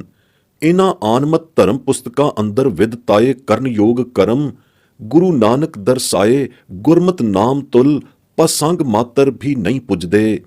ਗੁਰਮਤ ਨਾਮ ਕਰਮ ਬਹੁਤ ਹੀ ਅਮੋਲ ਹੈ, ਐਸਾ ਵਡਮੁੱਲਾ ਹੈ ਕਿ ਇਸ ਦਾ ਮੁੱਲ ਪੈ ਹੀ ਨਹੀਂ ਸਕਦਾ। ਅਤ ਅਮੋਲ ਹੈ, ਜਿਸ ਦੀ ਕੀਮਤ ਜਿਸ ਦਾ ਮੁੱਲ ਪੈ ਹੀ ਨਹੀਂ ਸਕਦਾ। ਅਸ਼ਟਪਦੀ ਹੁਣ ਆਨਮਤ ਕਰਮਾਂ ਦਾ ਵਿਸਥਾਰ ਦੱਸਦੇ ਹਨ। ਆਨਮਤ ਧਰਮਾਂ ਦੇ ਧਰਮਾਏ ਜਿਤਨੇ ਵੀ ਜਾਪ ਤਾਪ ਆਦਿਕ ਹਠ ਕਰਮ ਹਨ, ਅਤੇ ਜਿਤਨੇ ਵੀ ਸ਼ੁਸ਼ਕ ਫੋਕੇ ਢਕੌਂਸਲਿਆਂ ਵਾਲੇ ਚੁੰਚ ਗਿਆਨ ਗਿਆਨਾਉਣ ਲਈ ਬਿਆਨੇ ਗਏ ਹਨ, ਅਤੇ ਜਿਤਨੇ ਵੀ ਸਹਿਜ ਸਿਆਣਪੀ ਅਤੇ ਅਲਪਗਮਤੀ ਧਿਆਨ ਮੈਡੀਟੇਸ਼ਨਜ਼ ਧਿਆਨ ਧਿਆਉਣ ਲਈ ਵਖਾਣੇ ਗਏ ਹਨ, ਇਨ੍ਹਾਂ ਸ਼ਾਸਤਰਾਂ ਸਿਮਰਤੀਆਂ ਆਦਿਕ ਪੁਸਤਕਾਂ ਅੰਦਰ ਸਾਰੇ ਹੀ ਖੱਟ 6 ਸ਼ਾਸਤਰਾਂ ਸਿਮਰਤੀਆਂ ਦੇ ਵਖਿਆਨ ਜਿਤਨੇ ਵੀ ਯੋਗ ਅਭਿਆਸ ਕਰਮ ਕਿਰਿਆ ਧਰਮ ਹਨ, ਅਤੇ ਜਿਤਨੇ ਵੀ ਗ੍ਰਸਤ ਕੁਟੰਬ ਨੂੰ ਤਿਆਗ ਕੇ ਬਨਾਂ ਜੰਗਲਾਂ ਵਿੱਚ ਭੌਂਦੇ ਫਿਰਨ ਦੇ ਸਗਲੇ ਸੰਨਿਆਸ ਕਰਮ ਹਨ, ਜਿਤਨੇ ਵੀ ਅਨੇਕ ਪ੍ਰਕਾਰ ਦੇ ਯਤਨ ਸੰਜਮ ਹਨ ਇੰਦਰੇ ਇੰਦਰੀਆਂ ਨੂੰ ਰੋਕਣ ਦਮਨ ਕਰਨ ਦੇ, ਅਤੇ ਜਿਤਨੇ ਵੀ ਬਹੁ ਰਤਨਾਂ ਨੂੰ ਅਰਪ ਕੇ ਪੁੰਨ ਦਾਨ ਕਰਨ ਵਾਲੇ ਕਿਰਿਆ ਕਰਮ ਹਨ, ਇੱਥੋਂ ਤਾਈਂ ਕਿ ਸਰੀਰ ਨੂੰ ਰੱਤੀ ਰੱਤੀ ਕਰਕੇ ਕਟਾਉਣ ਅਤੇ ਕਟਾ ਕੇ ਹੋਮਣ ਹੋਮ ਵਿੱਚ ਪਾਉਣ ਵਾਲੀਆਂ ਕੁਰਬਾਨੀਆਂ ਦੇ ਕਰਮ ਹਨ, ਅਤੇ ਜਿਤਨੇ ਵੀ ਬਹੁ ਬਹੁ ਭਾਂਤ ਦੇ ਨੇਮ ਰੱਖਣ ਦੇ ਆਨਮਤ ਸਿਧਾਂਤੀ ਸੰਜਮ ਹਨ, ਇਹ ਸਾਰੇ ਉੱਪਰ ਕਥੇ ਕਰਮ ਧਰਮ ਕਿਰਿਆ ਸੰਜਮ ਜਿਤਨੇ ਵੀ ਹਨ ਮਿਲ ਕੇ ਉਸ ਗੁਰਮਤ ਨਾਮ ਦੀ ਤੁਲਤਾ ਨਹੀਂ ਰੱਖਦੇ, ਜੋ ਗੁਰੂ ਨਾਨਕ ਦੇ ਘਰ ਦੇ ਗੁਰਮੁਖ ਜਨ ਕੇਵਲ ਇੱਕ ਅਭਿਆਸ ਕਮਾਈ ਕਰਦੇ ਹਨ। ਗੁਰਮੁਖ ਜਨ ਦੀ ਕੀਤੀ ਇੱਕ ਵਾਰ ਦੀ ਗੁਰਮਤ ਨਾਮ ਅਭਿਆਸ ਕਮਾਈ, ਇੱਕ ਵਾਰ ਨਾਮ ਜਪ ਦਾ ਫਲ ਉੱਪਰ ਦੱਸੇ ਸਾਰੇ ਆਨਮਤ ਕਰਮਾਂ ਨੂੰ ਕਰੋੜਾਂ ਵਾਰ ਕਰਨ ਦੇ ਫਲਾਂ ਤੋਂ ਅਧਿਕ ਵਧੇਰਾ ਅਤੇ ਵਡੇਰਾ ਹੈ। ਫੇਰ ਭਾਵੇਂ ਕੋਈ ਆਨਮਤ ਕਰਮੀ ਪੁਰਸ਼ ਨੌਖੰਡ ਪ੍ਰਿਥਵੀ ਵਿਖੇ ਭੌਂ ਭੌਂ ਭ੍ਰਮ ਥੱਕੇ, ਭਾਵੇਂ ਕੋਈ ਚਿਰੰਕਾਲ ਜੀਵਨ ਦੀ ਜੀਵਨੀ ਆਯੂ ਉਮਰ ਵਧਾ ਲਵੇ, ਭਾਵੇਂ ਕੋਈ ਮਹਾ ਉਦਾਸ ਕਰਮ ਕਰਨ ਵਾਲਾ ਉਦਾਸੀ ਹੋ ਕੇ ਅਤੇ ਉਗਰ ਤਪ ਕਰਨ ਵਾਲਾ ਤਪੀਸ਼ਰ ਹੋਵੇ, ਅਤੇ ਮਹਾ ਮੋਨ ਸਾਧਣ ਵਾਲਾ ਮੁਨੀਸ਼ਰ ਹੋਵੇ, ਅਤੇ ਬਹੁ ਆਸਣਾ ਨੂੰ ਜਮਾ ਕੇ ਭਾਵੇਂ ਕੋਈ ਨਿਉਲੀ ਕਰਮ ਕਮਾਵਣ ਹਾਰਾ ਪ੍ਰਸਿੱਧ ਕਰਮੀਸ਼ਰ ਹੋਵੇ, ਅਤੇ ਜੈਨ ਮਾਰਗੀ ਸੰਜਮ ਸਾਧਣ ਹਾਰਾ ਭਾਵੇਂ ਕੋਈ ਕਿਤਨਾ ਵੱਡਾ ਸੰਜਮੀਸ਼ਰ ਹੋਵੇ, ਅਤੇ ਭਾਵੇਂ ਕੋਈ ਨਿਮਖ ਕਰਕੇ ਪੁਰਜ਼ਾ ਕਰਕੇ ਸਰੀਰ ਕਟਾਉਣ ਵਾਲਾ ਹਠੀਸ਼ਰ ਹੋਵੇ, ਇਤਨੇ ਸਾਰੇ ਕਰਮ ਕਰਨ ਹਾਰਿਆਂ ਦੀ ਹਉਮੈ ਮੈਲ ਫੇਰ ਵੀ ਨਹੀਂ ਜਾਂਦੀ, ਤਾਂ ਤੇ ਨਾਮ ਦੀ ਸਮਸਰੀ ਬਰਾਬਰੀ ਤਸੂ ਮਾਤਰ ਵੀ ਇਹ ਉੱਪਰ ਦੱਸੇ ਸਾਰੇ ਕਰਮ ਨਹੀਂ ਰੱਖਦੇ। ਨਾ ਹੀ ਇਹਨਾਂ ਅਨੇਕ ਕਰਮਾਂ ਦੇ ਕੀਤਿਆਂ ਕਿਸੇ ਵੀ ਪ੍ਰਾਣੀ ਦੀ ਗਤ ਕਲਿਆਣ ਹੁੰਦੀ ਹੈ, ਪਰੰਤੂ ਗੁਰੂ ਨਾਨਕ ਦੇ ਘਰ ਦਾ ਦਰਸਾਇਆ ਹੋਇਆ ਗੁਰਮਤਿ ਨਾਮ ਅਭਿਆਸ ਕਰਮ ਕੋਟਾਨ ਕੋਟ ਪ੍ਰਾਣੀਆਂ ਦੀ ਹਰ ਇੱਕ ਪ੍ਰਾਣੀ ਮਾਤਰ ਦੀ ਗਤ ਕਲਿਆਣ ਕਰਨ ਨੂੰ ਸਮਰੱਥ ਹੈ। ਗੁਰੂ ਬਾਬੇ ਨਾਨਕ ਸੱਚੇ ਸਤਿਗੁਰੂ ਗੁਰੂ ਨਾਨਕ ਸਾਹਿਬ ਦੇ ਘਰ ਦੇ ਅਨੇਕਾਂ ਅਣਗਿਣਤ ਅਧਿਕਾਰੀ ਜਗਿਆਸੂ ਜਨ ਗੁਰਮਤਿ ਨਾਮ ਨੂੰ ਜਪ ਕੇ ਤਰ ਗਏ ਹਨ, ਭੌਜਲੋਂ ਪਾਰ ਪਰ ਗਏ ਹਨ। ਅਣਗਿਣਤ ਹੀ ਤਤਗਤੀ ਕਲਿਆਣ ਤਰਨੀ ਤਰ ਗਏ ਹਨ, ਅਣਗਿਣਤ ਹੀ ਅੱਗੇ ਨੂੰ ਤਰਦੇ ਰਹਿਣਗੇ। ਆਨਮਤ ਕਰਮ ਕਰਨ ਹਾਰਿਆਂ ਦੀ ਭਾਵੇਂ ਤੀਰਥਾਂ ਉੱਤੇ ਦੇਹ ਛੁੱਟਣ ਦੀ ਮਨੋਕਾਮਨਾ ਵੀ ਪੂਰੀ ਹੋ ਜਾਵੇ, ਤਾਂ ਵੀ ਉਹਨਾਂ ਦੇ ਮਨ ਦਾ ਗਰਭ ਗੁਮਾਨ ਨਹੀਂ ਹੁੱਟਦਾ ਹੁਸਦਾ, ਸਗੋਂ ਇਸੇ ਗਰਭ ਗੁਮਾਨ ਦੇ ਬੱਧੇ ਹੋਏ ਅੱਗੇ ਨੂੰ ਅਨੇਕ ਜੋਨੀਆਂ ਵਿੱਚ ਭਰਮ ਚੋਟਾਂ ਖਾਂਦੇ ਹਨ। ਆਨਮਤੀ ਕਰਮ ਕਾਂਡੀ ਪੁਰਸ਼ ਝੂਠੀਆਂ ਗਰਭ ਗਰੂਠੀਆਂ ਸੁੱਚਮ ਤਾਈਆਂ ਭਾਵੇਂ ਕਿਤਨੀਆਂ ਹੀ ਕਰੇ, ਦਿਨੇ ਰਾਤ ਕਰਦਾ ਹੀ ਰਹੇ, ਪਰ ਮਨ ਦੀ ਗਰਭ ਗੁਮਾਨ ਮੈਲ ਜੋ ਉਹਨਾਂ ਦੇ ਸੂਖਮ ਸਰੀਰ ਨੂੰ ਲੱਗੀ ਹੋਈ ਹੈ, ਉਹ ਜਾਂਦੀ ਨਹੀਂ, ਤਨ ਨਾਲ ਹੀ ਚਿਮੜੀ ਰਹਿੰਦੀ ਹੈ। ਇਸ ਦੇਹੀ ਨੂੰ ਸਾਧਣ ਲਈ ਭਾਵੇਂ ਕਿੰਨੀਆਂ ਬਾਹਰਲੀਆਂ ਹਠ ਕਰਮਾਵੀ ਸਾਧਨਾਵਾਂ ਕੋਈ ਕਰੇ ਅਤੇ ਦਿਨ ਰਾਤ ਕਰਦਾ ਹੀ ਰਹੇ, ਉਸ ਦੇ ਮਨ ਤੋਂ ਵਿਖਿਆਵੀ ਬਲਾ ਕਦੇ ਨਹੀਂ ਟਲਦੀ। ਵਰਮੀ ਮਾਰੀ ਸਾਂਪ ਨਾ ਮਰਈ, ਵਰਮੀ ਮਾਰੀ ਸਾਂਪ ਨਾ ਮਰੈ, ਤਿਉ ਨਿਗੁਰੇ ਕਰਮ ਕਮਾਹੇ। ਜਿਵੇਂ ਖੁੱਡ ਵਰਮੀ ਨੂੰ ਕੁੱਟਿਆਂ ਵਿਚਲਾ ਸਰਪ ਨਹੀਂ ਮਰਦਾ, ਤਿਵੇਂ ਬਾਹਰਲੇ ਭੇਖ ਦੇ ਹਠ ਕਰਮਾਂ ਦੁਆਰਾ ਦੇਹੀ ਨੂੰ ਕਸ਼ਟ ਦਿੱਤਿਆਂ ਮਨ ਨਹੀਂ ਮਰਦਾ, ਨਾ ਹੀ ਰੱਬ ਮਿਲਦਾ ਹੈ। ਇਕੁਰ ਦੇ ਮਨ ਆਏ ਹਠ ਕਰਮ ਨਿਗੁਰੇ ਪੁਰਸ਼ ਕਮਾਉਂਦੇ ਹਨ। ਮਨ ਵਿੱਚ ਤਾਂ ਅਨੀਤੀ ਬਦਨੀਤੀ ਵਾਲੀ ਕਪਟ ਕੁਟਲਤਾ ਭਰੀ ਹੋਈ ਹੋਵੇ ਅਤੇ ਦਿਖਾਵੇ ਮਾਤਰ ਦੇਹੀ ਨੂੰ ਜਲ ਨਾਲ ਧੋਵੇ ਅਤੇ ਲੋਕਾਂ ਨੂੰ ਨਹਾ ਕੇ ਦਿਖਾਵੇ। ਇਉਂ ਨਿਰੇ ਕਪਟ ਜਲ ਨਾਲ ਧੋਤਿਆਂ ਇਹ ਦੇਹੀ ਰੂਪੀ ਕੱਚੀ ਕੰਧ ਕਦੋਂ ਸੁੱਧ ਹੁੰਦੀ ਹੈ, ਅਰਥਾਤ ਕਦੰਤ ਵੀ ਸੁੱਧ ਨਹੀਂ ਹੁੰਦੀ। ਇਹਨਾਂ ਕਪੋਲ ਕਲਪਤ ਕਰਮਾਂ ਦੇ ਮੁਕਾਬਲੇ ਵਿੱਚ ਵਾਹਿਗੁਰੂ ਦੇ ਨਾਮ ਦੀ ਮਹਿਮਾ ਬੜੀ ਹੀ ਉੱਚੀ ਹੈ। ਗੁਰੂ ਨਾਨਕ ਦੇ ਘਰ ਦੀ ਬਖਸ਼ਿਸ਼ ਵਾਲੇ ਗੁਰਮਤਿ ਨਾਮ ਦੀ ਜਪਣ ਜਪ ਕਰਮ ਕਮਾਈ ਕਰਕੇ ਬੜੇ ਪਾਪੀ ਪਤਿਤ ਪੁਰਸ਼ ਬੇਅੰਤ ਹੀ ਤਰ ਉਧਰ ਗਏ ਹਨ। ਬੇਅੰਤ ਹੀ ਬੜੇ ਪਤਿਤਾਂ ਪਾਪੀਆਂ ਦਾ ਉਧਾਰ ਹੋ ਗਿਆ ਹੈ, ਪਰੰਤੂ ਅਨੇਕਾਂ ਉੱਪਰ ਕਥੇ ਸਾਰੇ ਦੇ ਸਾਰੇ ਆਨਮਤ ਕਰਮਾਂ ਦੇ ਕੀਤਿਆਂ ਅੱਜ ਤਾਈਂ ਕਿਸੇ ਵੀ ਪਤਿਤ ਅਤੇ ਪਾਪੀ ਪੁਰਸ਼ ਦਾ ਉਧਾਰ ਨਹੀਂ ਹੋਇਆ, ਨਾ ਹੋਵੇਗਾ। ਬਹੁਤੇ ਸਿਆਣਪਾਂ ਵਾਲੇ ਕਰਮਾਂ ਦੇ ਕੀਤਿਆਂ ਸਗੋਂ ਜਮ ਦਾ ਭਉ ਵਿਆਪ ਜਾਂਦਾ ਹੈ, ਕਿਉਂਕਿ ਚਤੁਰਾਈ ਸਿਆਣਪ ਨਾਲ ਨੇਕ ਨੀਤੀ ਨਸ਼ਟ ਹੋ ਜਾਂਦੀ ਹੈ, ਸ਼ੁੱਧ ਮਤ ਨਿਸ ਤੋਂ ਨਾਬੂਦ ਹੋ ਜਾਂਦੀ ਹੈ। ਆਨਮਤ ਕਰਮਾਂ ਸੰਦੇ ਭਾਵੇਂ ਕੋਈ ਕਰੋੜਾਂ ਯਤਨ ਕਰੇ, ਪਰੰਤੂ ਤ੍ਰਿਸ਼ਨਾਲੂ ਪੁਰਸ਼ ਦੀ ਤ੍ਰਿਸ਼ਨਾ ਨਹੀਂ ਮਿਟਦੀ। ਤ੍ਰਿਸ਼ਨਾਲੂ ਪੁਰਸ਼ ਨੂੰ ਕਦੇ ਰੱਜ ਨਹੀਂ ਆਉਂਦਾ। ਉਸ ਦਾ ਤ੍ਰਿਸ਼ਨਾ ਦੀ ਭੁੱਖ ਵਾਲਾ ਮਨੁਆ ਕਦੇ ਤ੍ਰਾਪਦਾ ਰੱਜਦਾ ਨਹੀਂ। ਜਿਉਂ-ਜਿਉਂ ਉਹ ਤ੍ਰਿਸ਼ਨਾਵੀ ਭੁੱਖ ਨੂੰ ਤ੍ਰਾਪਣ ਦਾ ਯਤਨ ਕਰਦਾ ਹੈ, ਤਿਉਂ-ਤਿਉਂ ਉਸ ਦੀ ਤ੍ਰਿਸ਼ਨਾ ਹੋਰ ਵਧੇਰੇ ਵੱਧਦੀ ਜਾਂਦੀ ਹੈ। ਅਨੇਕਾਂ ਆਨਮਤ ਭੇਖਾਂ ਦੇ ਕੀਤਿਆਂ ਅਤੇ ਭੇਖੀ ਕਰਮਾਂ ਦੇ ਕਮਾਇਆਂ ਹਿਰਦੇ ਦੀ ਤ੍ਰਿਸ਼ਨਾ ਅਤੇ ਦੁਬਿਧਾਮਈ ਅਗਨੀ ਨਹੀਂ ਬੁਝਦੀ, ਅਤੇ ਆਨਮਤ ਕਰਮਾਂ ਸੰਤੇ ਅਨੇਕਾਂ ਉਪਾਵਾਂ ਦੇ ਕਰਮ ਕਰ ਵੀ ਉਸ ਦੀ ਸੱਚੀ ਦਰਗਾਹ ਅੰਦਰ ਪੂਰੀ ਨਹੀਂ ਪੈਂਦੀ, ਉਹ ਪੂਰਾ ਨਹੀਂ ਉਤਰਦਾ। ਇਹਨਾਂ ਆਨਮਤ ਕਰਮੀ ਉਪਾਵਾਂ ਦੁਆਰਾ ਉਸ ਦੀ ਅੱਗੇ ਹਰ ਦਰਗਾਹੇ ਜਾ ਕੇ ਸੁਰਖਰੂਈ ਨਹੀਂ ਹੁੰਦੀ। ਉੱਪਰ ਨੂੰ ਬਾਹਾਂ ਕਰ ਖੜੋਤੇ ਰਹਿਣ ਅਤੇ ਬ੍ਰਿਛਾਂ ਤੇ ਚੜ੍ਹ ਕੇ ਟੰਗਾਂ ਨੂੰ ਟੰਗ ਕੇ ਹੇਠਾਂ ਨੂੰ ਲਮਕਣ ਵਾਲੇ ਊਬ ਭਿਆਲੀ ਕਰਮਾਂ ਦੇ ਕਰਨ ਕਰ ਕੋਈ ਨਹੀਂ ਛੁੱਟਦਾ। 84 ਦੇ ਗੇੜ ਚੋਂ ਕਿਸੇ ਦਾ ਵੀ ਛੁਟਕਾਰਾ ਨਹੀਂ ਹੁੰਦਾ, ਨਾ ਹੋਵੇਗਾ। ਉਸ ਪਖੰਡੀ ਦੇ ਊਬ ਭਿਆਲੀ ਪੁੱਠੇ ਸਿੱਧੇ ਹੋਣ ਵਾਲੇ ਕਰਮ ਕੀ ਕਰਨਗੇ ਜਦੋਂ ਉਸ ਦਾ ਹਿਰਦਾ ਤਾਂ ਮਾਇਆਵੀ ਅਤੇ ਮੋਹ ਮਮਤਾਵੀ ਕੁਟੰਬ ਦੇ ਜਾਲ ਨਾਲ ਜਕੜਿਆ ਪਿਆ ਹੈ। ਹੋਰ ਸਾਰੀ ਕਰਮ ਕਰਤੂਤ ਨੂੰ ਅਤੇ ਆਨ ਸਗਲੇ ਕਰਮ ਕਰਤੂਤੀਆਂ ਨੂੰ ਜਮ ਡੰਨ ਲਾਉਂਦਾ ਹੈ, ਸਜ਼ਾ ਦਿੰਦਾ ਹੈ। ਇੱਕ ਗੋਬਿੰਦ ਭਜਨ ਨੂੰ ਅਤੇ ਗੋਬਿੰਦ ਦੇ ਭਜਨ ਕਰਨ ਵਾਲਿਆਂ ਨੂੰ ਸਜ਼ਾ ਨਹੀਂ ਦਿੰਦਾ, ਦੇ ਹੀ ਨਹੀਂ ਸਕਦਾ। ਭਜਨ ਕਰਮ ਹੀ ਸਿਫਾਰਿਸ਼ ਰੂਪ ਹੈ। ਹੋਰ ਕਰਮ ਕਰਨਹਾਰਿਆਂ ਦੇ ਕਰਮਾਂ ਦੀ ਸਿਫਾਰਿਸ਼ ਸ਼ਾਦੀ ਉਹ ਜਮ ਮੰਨਦਾ ਹੀ ਨਹੀਂ। ਗੋਬਿੰਦ ਭਜਨ ਬਿਨ ਤਿਲ ਮਾਤਰ ਵੀ ਕੋਈ ਸਿਫਾਰਿਸ਼ ਉਸ ਨੂੰ ਮਨਜ਼ੂਰ ਨਹੀਂ, ਤਿਲ ਮਾਤਰ ਵੀ ਮਨਜ਼ੂਰ ਨਹੀਂ।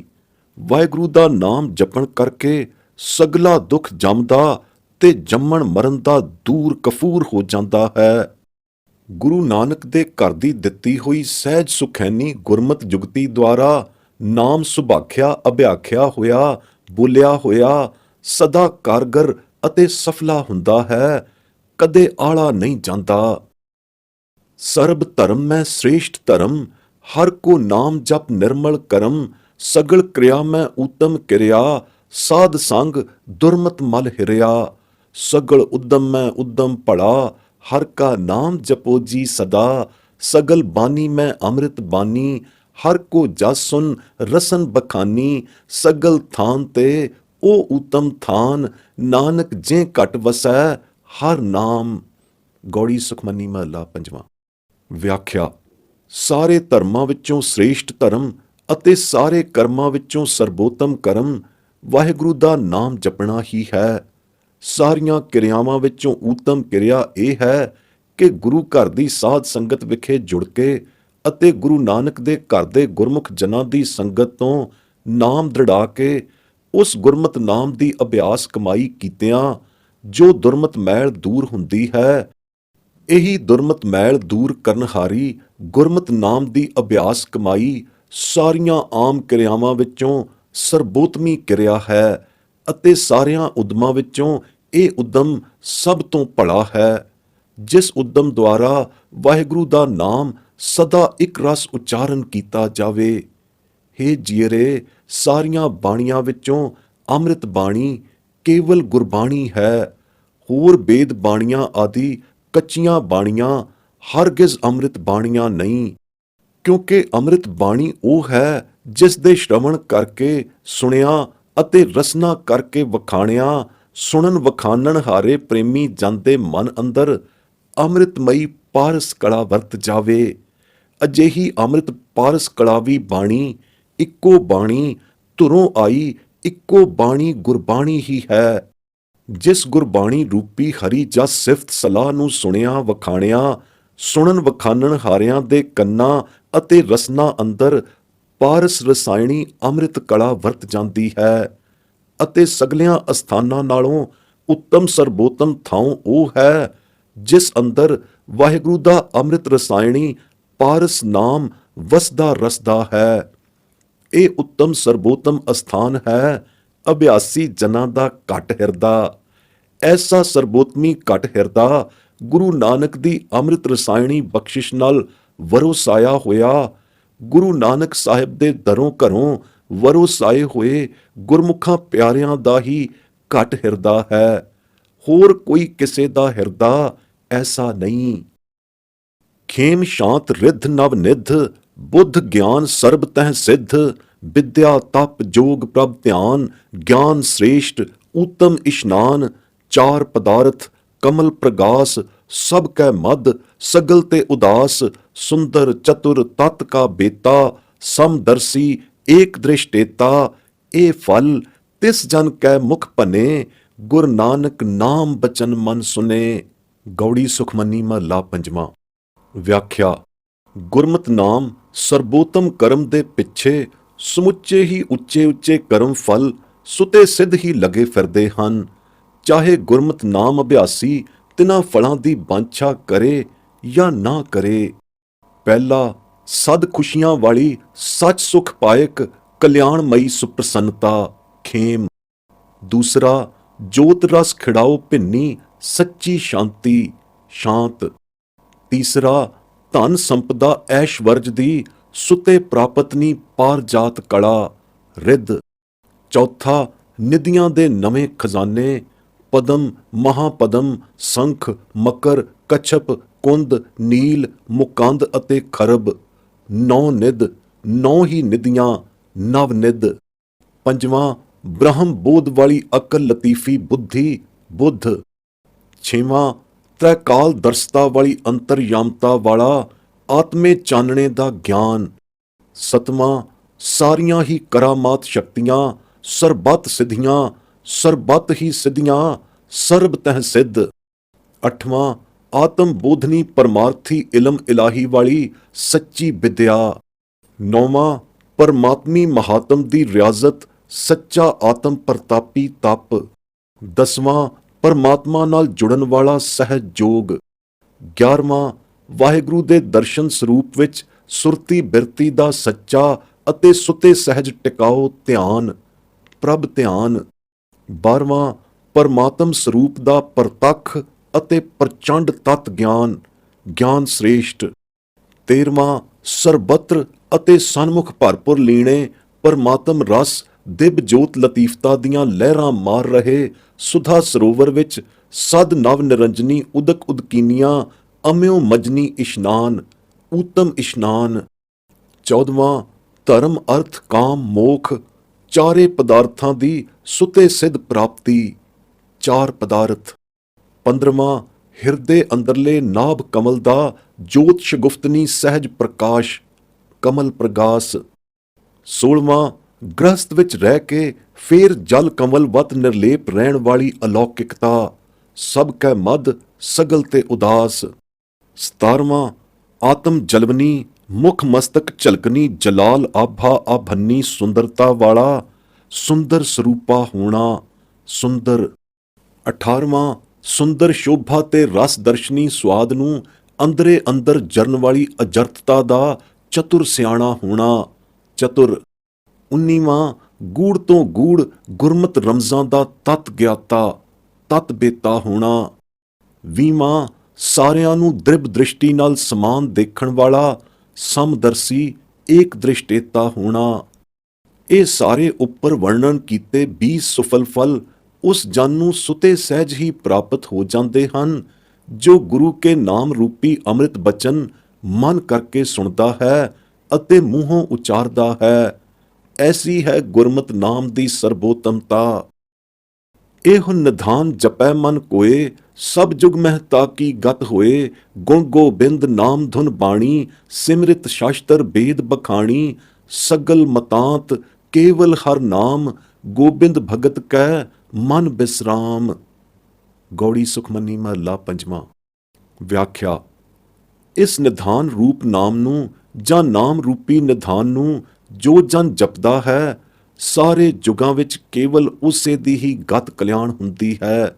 ਸਾਰੇ ਜੁਗਾਂ ਅੰਦਰ ਜਿਤਨੇ ਵੀ ਹੋਰ ਕਰਮ ਕਮਾਵਣ ਹਾਰੇ ਹਨ, ਤਿਨਾਂ ਦੀ ਗਤ ਨਹੀਂ ਹੁੰਦੀ, ਕੇਵਲ ਨਾਮ ਜਾਪ ਕਮਾਈ ਕਰਨ ਵਾਲੇ ਦੀ ਹੀ ਹੁੰਦੀ ਹੈ।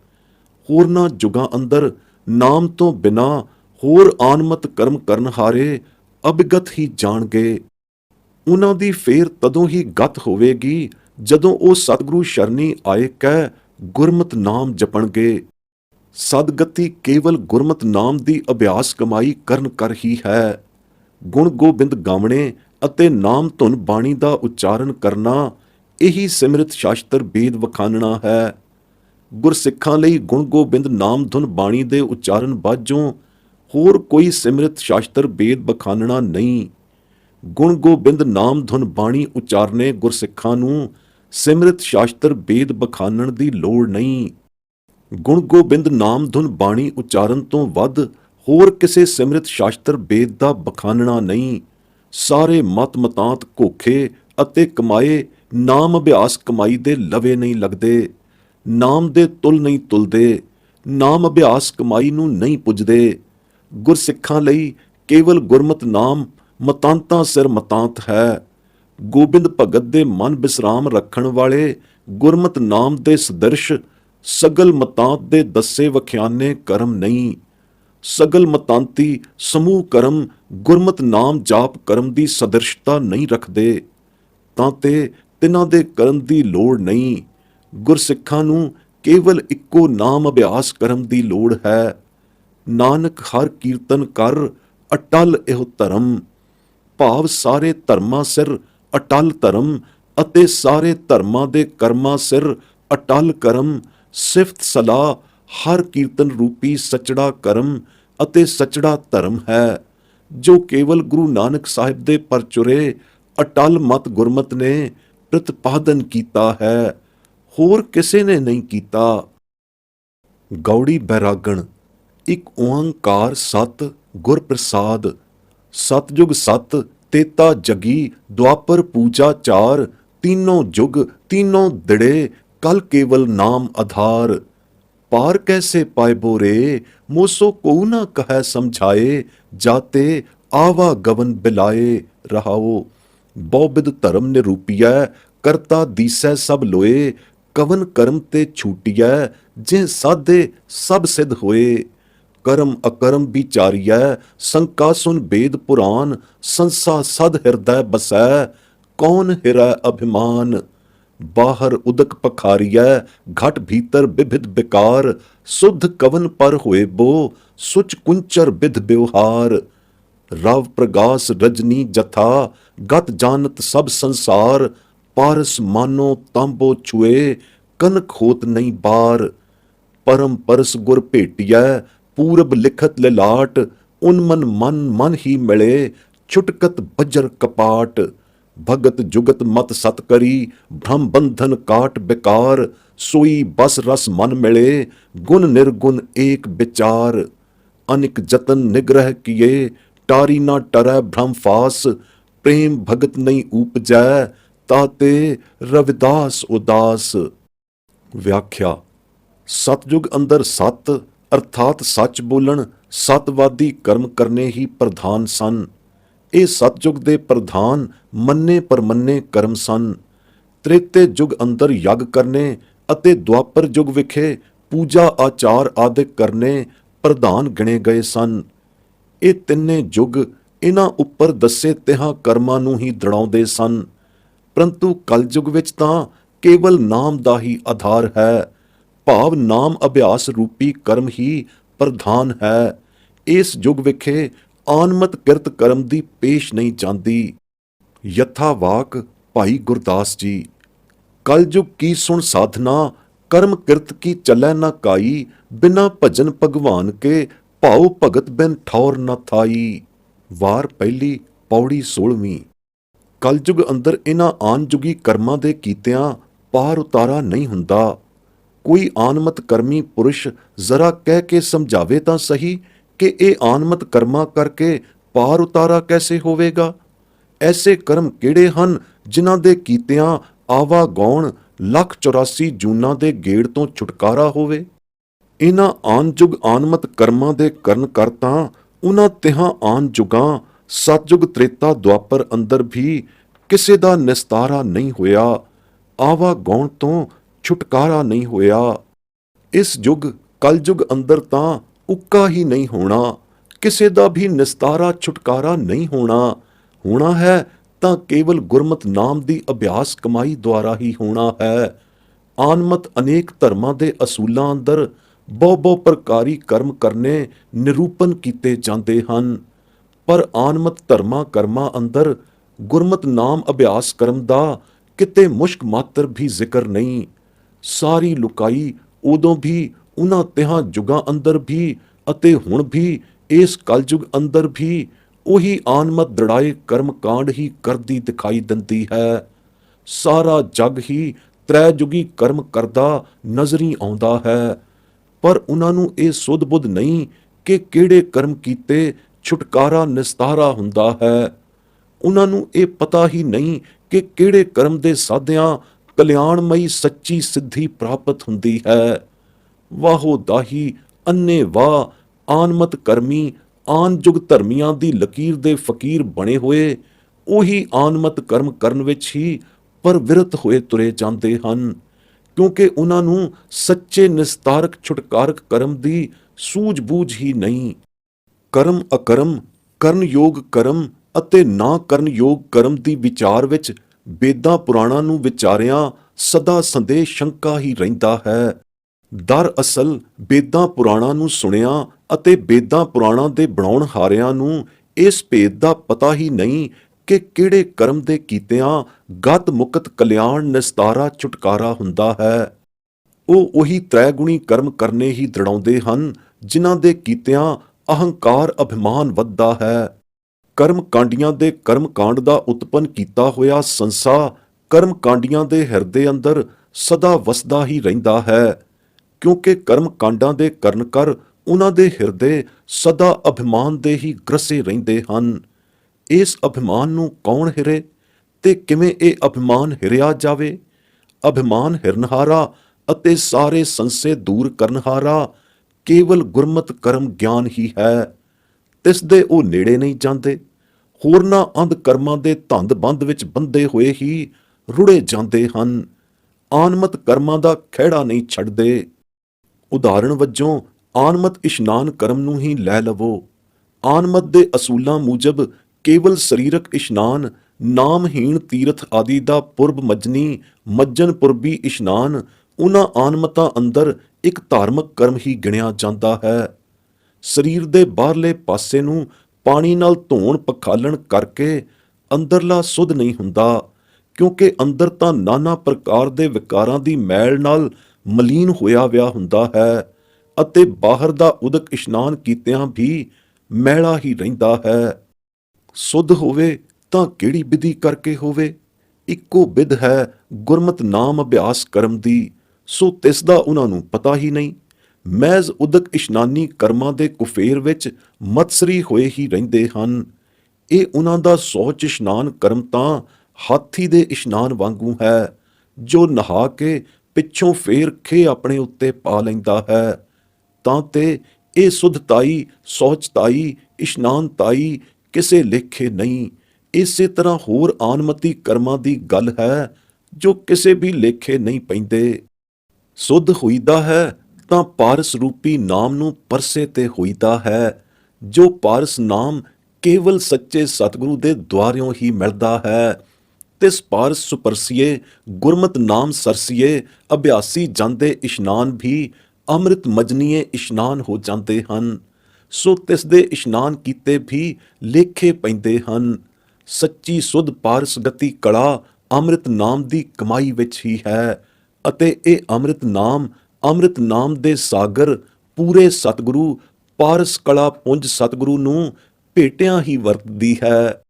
ਜਿਵੇਂ ਸੂਰਜ ਦੇ ਉਦੇ ਪ੍ਰਕਾਸ਼ਿਤ ਹੋਇਆਂ, ਜਿਵੇਂ ਸੂਰਜ ਦੇ ਚੜ੍ਹਿਆਂ ਰਾਤਰੀ ਦੀ ਗਤ ਹੁੰਦੀ ਹੈ, ਅਰਥਾਤ ਜਿਵੇਂ ਸੂਰਜ ਚੜ੍ਹਨ ਨਾਲ ਰਾਤ ਬਿਲਾਏ ਜਾਂਦੀ ਹੈ, ਚਲੀ ਜਾਂਦੀ ਹੈ ਅਤੇ ਇਹ ਰਾਤ ਵਾਲੀ ਗੱਲ ਸਾਰੇ ਸੰਸਾਰ ਅੰਦਰ ਪ੍ਰਸਿੱਧ ਹੈ, ਅਤੇ ਜਿਵੇਂ ਤਾਂਬੇ ਦੇ ਨਾਲ ਪਾਰਸ ਛੋਹਣ ਨਾਲ ਤਾਂਬਾ ਤੁਰਤੋਂ ਫੁਰਤ ਹੀ ਸੋਨਾ ਬਣ ਜਾਂਦਾ ਹੈ, ਰੰਚਕ ਦੇਰੀ ਨਹੀਂ ਲੱਗਦੀ, ਤਿਵੇਂ ਹੀ ਪਰਮ ਪਾਰਸ ਸਤਿਗੁਰੂ ਨੂੰ ਭੇਟੇ ਤੇ ਕਲਯੁਗੀ ਜੀਵਾਂ ਦਾ ਅਗਿਆਨ ਰੂਪੀ ਅੰਧਕਾਰ ਮਿਟਦਾ ਹੈ ਅਤੇ ਉਹਨਾਂ ਸੰਸਾਰੀ ਜੀਵਾਂ ਦੇ ਜੀਵਨ ਮਨੂਰੋਂ ਕੰਚਨ ਹੋ ਜਾਂਦੇ ਹਨ। ਜਿਨ੍ਹਾਂ ਉੱਤੇ ਪੂਰਬਲੇ ਲਿਖਤ ਕਰਮਾਂ ਅਨੁਸਾਰ ਨਦਰ ਮਿਹਰ ਹੁੰਦੀ ਹੈ, ਤਿਨਾਂ ਉੱਤੇ ਪਾਰਸ ਭੂਤੀ ਸਤਿਗੁਰੂ ਨੂੰ ਭੇਟਣ ਦਾ ਕਰਮ ਖੁੱਲਦਾ ਹੈ। ਪਾਰਸ ਸਰੂਪ ਮੁਜੱਸਮ ਪਾਰਸ ਸਤਿਗੁਰੂ ਦੇ ਭੇਟਿਆਂ ਪਾਰਸ ਰੂਪੀ ਅੰਮ੍ਰਿਤ ਨਾਮ ਦੀ ਦਾਤ ਮਿਲਦੀ ਹੈ। ਪਾਰਸ ਸਿਫਤੀ ਕਮਾਈ ਕਰਨ ਕਰ ਕਰੂਰ ਕਰਮਾਂ ਦੀ ਮੈਲ ਨਾਲ ਜਨਮਾਂ ਜਨਮਾਂ ਦੇ ਮਨੂਰ ਮਲੀਨ ਹੋਏ ਵੇ ਮਨਾਂ ਦੀ ਮੈਲ ਉਤਰ ਜਾਂਦੀ ਹੈ ਅਤੇ ਅੰਦਰ ਉਹ ਜੋਤ ਪ੍ਰਕਾਸ਼ੀ ਚਾਨਣਾ ਹੋਏ ਆਉਂਦਾ ਹੈ, ਜਿਸ ਦੇ ਸਾਹਮਣੇ ਕਰੋੜਾਂ ਸੂਰਜਾਂ ਦੇ ਚਾਨਣੇ ਮਾਤ ਹਨ। ਇਸ ਬਿਧ ਜੋਤ ਪ੍ਰਕਾਸ਼ ਦੀ ਰਸ ਝਲਕ ਨਾਲ ਉੱਪਰ ਦਸਮ ਦੁਆਰ ਵਿਖੇ ਚੜ੍ਹਿਆ ਮਨ ਉਨਮਨੀ ਅਵਸਥਾ ਤੁਰਿਆ ਪਦ ਨੂੰ ਮਿਲ ਕੇ ਅਭਾਵ ਹੋ ਜਾਂਦਾ ਹੈ। ਤਿੱਥੇ ਬੱਜਰ ਕਪਾਟ ਖੁੱਲ ਜਾਂਦੇ ਹਨ। ਗੁਰਮਤਿ ਨਾਮ ਅਭਿਆਸ ਕਰਮ ਦੁਆਰਾ ਮਲੀਨ ਮਨ ਨੂੰ ਸਾਫ਼ ਸੁਧ ਕੀਤਿਆਂ, ਅਸਤ ਮਨ ਨੂੰ ਸਤ ਕੀਤਿਆਂ ਸੱਚੀ ਗੁਰਮਤਿ ਭਗਤੀ ਦੀ ਜੁਗਤੀ ਪ੍ਰਗਟੀ ਆਈ। ਸਾਰੇ ਭ੍ਰਮ ਬੰਧਨੀ ਵਿਕਾਰ ਕੱਟੇ ਗਏ ਅਤੇ ਆਨਮਤ ਕਰਮਾਂ ਦੀ ਮੈਲ ਵੀ ਝੜ ਗਈ। ਪਿਛਲੇ ਜਨਮਾਂ ਤੇ ਆਨ ਯੁੱਗਾਂ ਵਿੱਚ ਕਮਾਤੇ ਕਰਮਾਂ ਦੀ ਮੈਲ ਵੀ ਇਸ ਬਿਧ ਕੇਵਲ ਇਸੇ ਗੁਰਮਤਿ ਭਗਤੀ ਦੀ ਜੁਗਤੀ ਨਾਲ ਹੀ ਕੱਟੀ ਜਾ ਸਕਦੀ ਹੈ। ਕੇਵਲ ਤਿਨਾਂ ਹੀ ਜੋਤ ਰਸੀਆਂ ਅਭਿਆਸੀ ਜਨਾਂ ਦਾ ਮਨ ਹੀ ਪ੍ਰੇਮਾ ਭਗਤੀ ਵਿੱਚ ਵਸ ਰਸ ਕੇ ਪਰਮਾਤਮਾ ਨਾਲ ਮਿਲ ਜਾਂਦਾ ਹੈ ਅਤੇ ਮਿਲ ਕੇ ਤਦ ਰੂਪ ਹੋ ਜਾਂਦਾ ਹੈ। ਇੱਕ ਨਿਰਗੁਣ ਵਾਹਿਗੁਰੂ ਦੇ ਨਿਰਗੁਣੀ ਨਾਮ ਅਤੇ ਵਾਹਿਗੁਰੂ ਪਠਾਈ ਨਿਰਗੁਣ ਸਰੂਪ ਗੁਰਬਾਣੀ ਰੂਪ ਗੁਣਾਂ ਦੀ ਅਭਿਆਸ ਕਮਾਈ ਰੂਪੀ ਵਿਚਾਰ ਦਾ ਹੀ ਸਾਰਾ ਪ੍ਰਤਾਪ ਹੈ।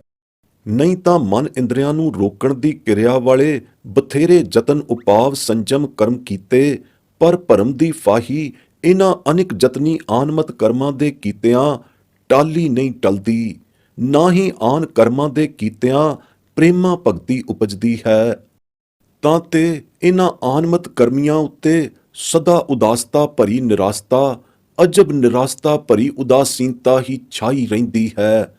ਇਹ ਹੈ ਇੱਕ ਵੰਨਗੀ ਮਾਤਰ ਨਿਰਣਾ ਆਨਮਤ ਕਰਮਾਂ ਅਤੇ ਗੁਰਮਤ ਕਰਮਾਂ ਦੀ ਵਿਲੱਖਣਤਾ ਤੇ ਸਰਬੋਤਮਤਾ ਦਾ। ਲੱਖ ਸਾਸਤ ਸਮਝਾਵਣੀ, ਲੱਖ ਪੰਡਿਤ ਪੜ੍ਹੈ ਪੁਰਾਣ, ਜਾਂ ਪਤ ਲੇਖੈ ਨਾ ਪਵੈ ਤਾਂ ਸਭੇ ਕੁਪਰਵਾਣ। ਸੱਚ ਨਾਮ ਪਤ ਉਪਜੈ, ਕਰਮ ਨਾਮ ਕਰਤਾਰ, ਅਹਨਿਸ ਹਿਰਦੈ ਜੇ ਵਸੈ, ਨਾਨਕ ਨਦਰੀ ਪਾਰ। ਆਸਾ ਮਹਲਾ ਪਹਿਲਾ। ਵਿਆਖਿਆ।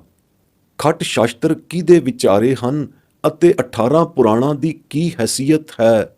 ਲੱਖਾਂ ਸ਼ਾਸਤਰਾਂ ਅਤੇ ਲੱਖਾਂ ਪੁਰਾਣਾਂ ਨੂੰ ਲੱਖ ਵਿਦਿਆ ਬੇਤੇ ਭਾਵੇਂ ਲੱਖਾਂ ਵੇਰੀ ਪੜ੍ਹਨ ਵਖਿਆਨਣ ਅਤੇ ਪੜ੍ਹ ਲੋਕਾਂ ਨੂੰ ਸਮਝਾਵਣ, ਪਰ ਤਿੰਨਾਂ ਸ਼ਾਸਤਰਾਂ ਪੁਰਾਣਾਂ ਦੇ ਪੜ੍ਹਿਆਂ ਸੁਣਿਆਂ ਵਿਚਾਰਿਆਂ ਕਦੇ ਗਤ ਨਹੀਂ ਹੁੰਦੀ ਅਤੇ ਸ਼ਾਸਤਰ ਪੁਰਾਣ ਪੜ੍ਹਨ ਸੁਣਨ ਤੇ ਕਮਾਵਣ ਹਾਰਿਆਂ ਦੀ ਪੱਤ ਕਦੇ ਲੇਖੇ ਨਹੀਂ ਪੈਂਦੀ। ਜੇ ਪੱਤ ਲੇਖੇ ਹੀ ਨਾ ਪਈ ਤਾਂ ਇਹਨਾਂ ਸ਼ਾਸਤਰ ਪੁਰਾਣਾਂ ਦਾ ਪੜ੍ਹਿਆ ਸੁਣਿਆ ਕਮਾਇਆ ਸਭੋ ਹੀ ਅਪ੍ਰਵਾਨ ਹੈ ਅਤੇ ਤਿਨਾਂ ਅਨੁਸਾਰੀ ਕਰਮ ਕੀਤੇ ਵੀ ਅਪ੍ਰਵਾਨ ਹਨ। ਸ਼ਾਸਤਰਾਂ ਪੁਰਾਣਾਂ ਦੇ ਵਿਦਤਾਏ ਕਰਮਾਂ ਦੇ ਕੀਤਿਆਂ ਕਰਮ ਕਰਨ ਹਾਰਿਆਂ ਦੀ ਕਦੇ ਗਤ ਨਹੀਂ ਹੁੰਦੀ, ਨਾ ਹੀ ਪੱਤ ਲੇਖੇ ਪੈਂਦੀ ਹੈ। ਪੱਤ ਲੇਖੇ ਪੈਂਦੀ ਹੈ ਤਾਂ ਸੱਚੇ ਨਾਮ ਗੁਰਮਤ ਨਾਮ ਦੀ ਕਮਾਈ ਕੀਤਿਆਂ ਪੈਂਦੀ ਹੈ। ਗਤ ਹੁੰਦੀ ਹੈ ਤਾਂ ਗੁਰਮਤ ਨਾਮ ਦੀ ਅਭਿਆਸ ਕਮਾਈ ਕੀਤਿਆਂ ਹੁੰਦੀ ਹੈ। ਕਰਤਾਰ ਨਿਰੰਕਾਰ ਦੇ ਸੱਚੇ ਨਾਮ ਅਭਿਆਸ ਕਮਾਈ ਰੂਪੀ ਕਰਮ ਕੀਤਿਆਂ ਹੁੰਦੀ ਹੈ। ਐਸੀ ਅਤੁੱਟ ਕਮਾਈ ਕੀਤੀ ਜਾਵੇ ਕਿ ਗੁਰਮਤ ਨਾਮ ਦਿਨ ਰਾਤ ਅਹਨਿਸ ਹਿਰਦੇ ਵਿੱਚ ਹੀ ਵਸਿਆ ਰਸਿਆ ਰਹੇ। ਇਹੋ ਜਿਹੀ ਵਸਣੀ ਵਸੇ ਅਤੇ ਇਹੋ ਜਿਹੀ ਰਸਨੀ ਰਸੇ ਕਿ ਜਿਸ ਅਹਨਸੀ ਅਭਿਆਸ ਕਮਾਈ ਦੇ ਪ੍ਰਤਾਪ ਕਰ ਜੋਤ ਸਰੂਪ ਵਾਹਿਗੁਰੂ ਹੀ ਹਿਰਦੇ ਵਿੱਚ ਆਣ ਵਸੇ। ਇਉਂ ਨਦਰੀ ਵਾਹਿਗੁਰੂ ਦੀ ਨਦਰ ਨਿਹਾਲਤਾ ਨਾਲ ਪਾਰ ਉਤਾਰਾ ਹੈ, ਹੋਰ ਕਿਵੇਂ ਵੀ ਨਹੀਂ। ਕਿਸੇ ਕਰਮ ਕੀਤਿਆਂ ਨਹੀਂ ਹੁੰਦਾ ਨਿਸਤਾਰਾ ਛੁਟਕਾਰਾ। ਆਸਾ ਘਰ ਚੌਥਾ ਮਹੱਲਾ ਪਹਿਲਾ। ਇੱਕ ਓੰਕਾਰ ਸਤ ਗੁਰ ਪ੍ਰਸਾਦ। ਦੇਵਤਿਆਂ ਦਰਸ਼ਨ ਕੈ ਤਾਈ ਦੁਖ ਭੂਖ ਤੀਰਥ ਕੀਏ, ਜੋਗੀ ਜਤੀ ਜੁਗਤ ਮਹਿ ਰਹਤੇ ਕਰ ਕਰ ਭਗਵੇ ਭੇਖ ਪਏ। ਤਉ ਕਾਰਨ ਸਾਹਿਬਾ ਰੰਗ ਰਤੇ, ਤੇਰੇ ਨਾਮ ਅਨੇਕਾਂ ਰੂਪ ਅਨੰਤਾਂ, ਕਹਿਣ ਨਾ ਜਾਹੀਂ ਤੇਰੇ ਗੁਣ ਕੇਤੇ। ਰਹਾਓ।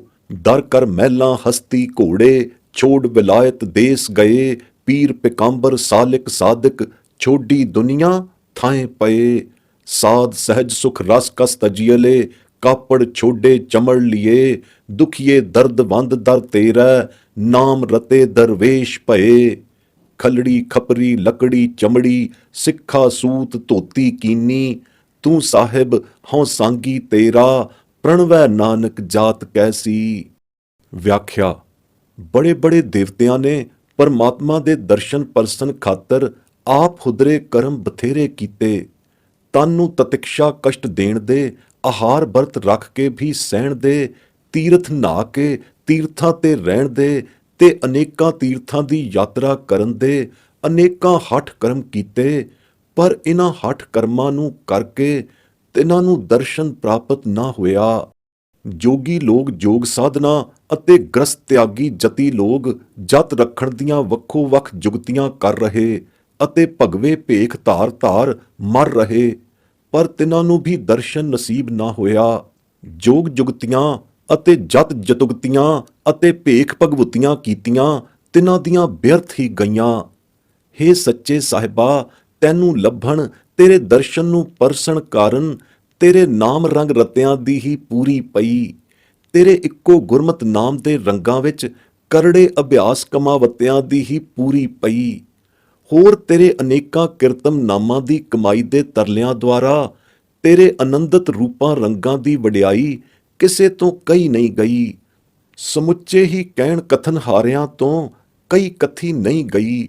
ਸਭ ਹਾਰ ਥੱਕੇ, ਪਰ ਤੇਰੇ ਸੱਚੇ ਦਰਸ਼ਨ ਦੀ ਸੁਧ ਸੂਹ ਕਿਸੇ ਤੋਂ ਵੀ ਲਈ ਨਹੀਂ ਗਈ। ਤੇਰੇ ਬੇਅੰਤ ਗੁਣਾਂ ਦਾ ਪਾਰਾਵਾਰ ਕਿਸੇ ਤੋਂ ਪਾਇਆ ਨਹੀਂ ਗਿਆ। ਇਹ ਪਾਰਾਵਾਰ ਲੈਣ ਨੂੰ ਬਥੇਰੇ ਹੰਭ ਥੱਕੇ।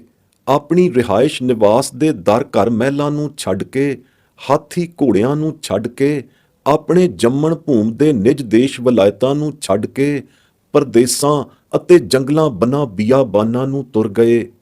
ਤਿਨਾਂ ਦੀ ਉਪਰਾਮਤਾ ਤਾਂ ਬੜੀ ਹੀ ਤਰਸਯੋਗ ਸੀ, ਪਰ ਸਭ ਤੋਂ ਬੜੀ ਤਰਸਯੋਗ ਗੱਲ ਇਹ ਹੋਈ ਕਿ ਉਹ ਕੁਰਾਹੇ ਪੈ ਗਏ। ਉਹਨਾਂ ਨੂੰ ਸੱਚਾ ਮਾਰਗ ਨਾ ਮਿਲਿਆ, ਨਾ ਸੱਚਾ ਹਾਦੀ ਮਿਲਿਆ। ਜਿਹੜੇ ਵੀ ਹਾਦੀ ਹੋ ਗੁਜ਼ਰੇ, ਪੀਰ ਤੇ ਪੈਗੰਬਰ ਆਦਿਕ ਆਪਣੇ ਆਪ ਨੂੰ ਸਾਦਿਕ ਸਦਾਉਣ ਵਾਲੇ, ਸਾਲਿਕ ਕਹਾਉਣ ਵਾਲੇ, ਰਸਤਾ ਦਿਖਾਉਣ ਵਾਲੇ, ਤਿਨਾਂ ਨੇ ਵੀ ਦੁਨੀਆ ਦਾ ਕੁੜਾਵਾ ਤਿਆਗ ਕੀਤਾ। ਦੁਨੀਆ ਛੋਡੀ ਪਰ ਬਰਾਏ ਨਾਮ।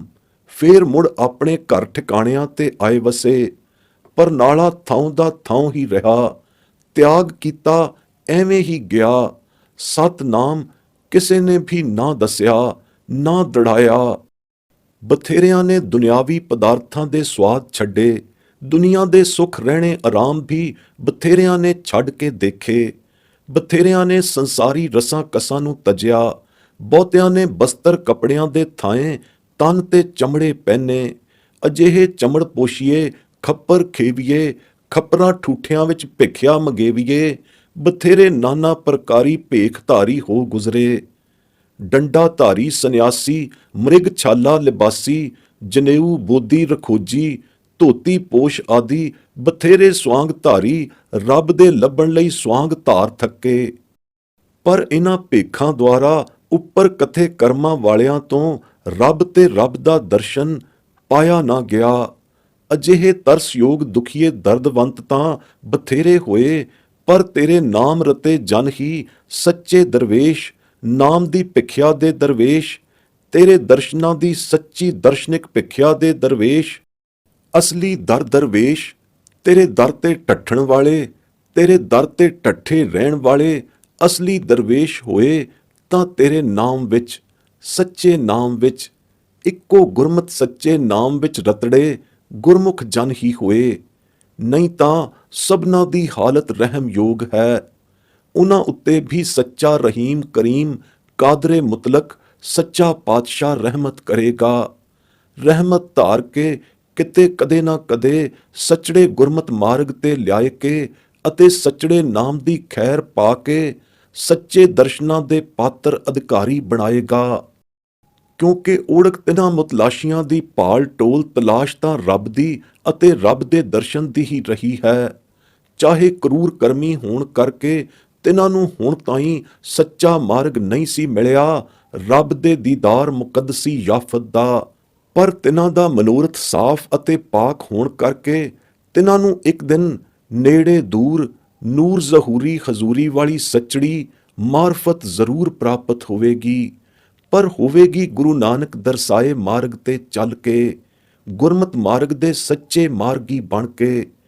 ਖਲੜੀ ਖਪਰੀ ਲੱਕੜੀ ਚਮੜੀ ਸਿੱਖਾ ਸੂਤ ਧੋਤੀ ਵਾਲੀ ਧਾਰਨਾ ਭਾਵੇਂ ਉਹਨਾਂ ਰਹਿਤ ਕੁਰੈਤੀ ਭੇਖ ਭਗਤੀ ਧਾਰਨਾ ਹੀ ਕੀਤੀ ਹੈ, ਪਰ ਕੀਤੀ ਪਰਮਾਰਥ ਵਾਸਤੇ ਹੀ ਹੈ।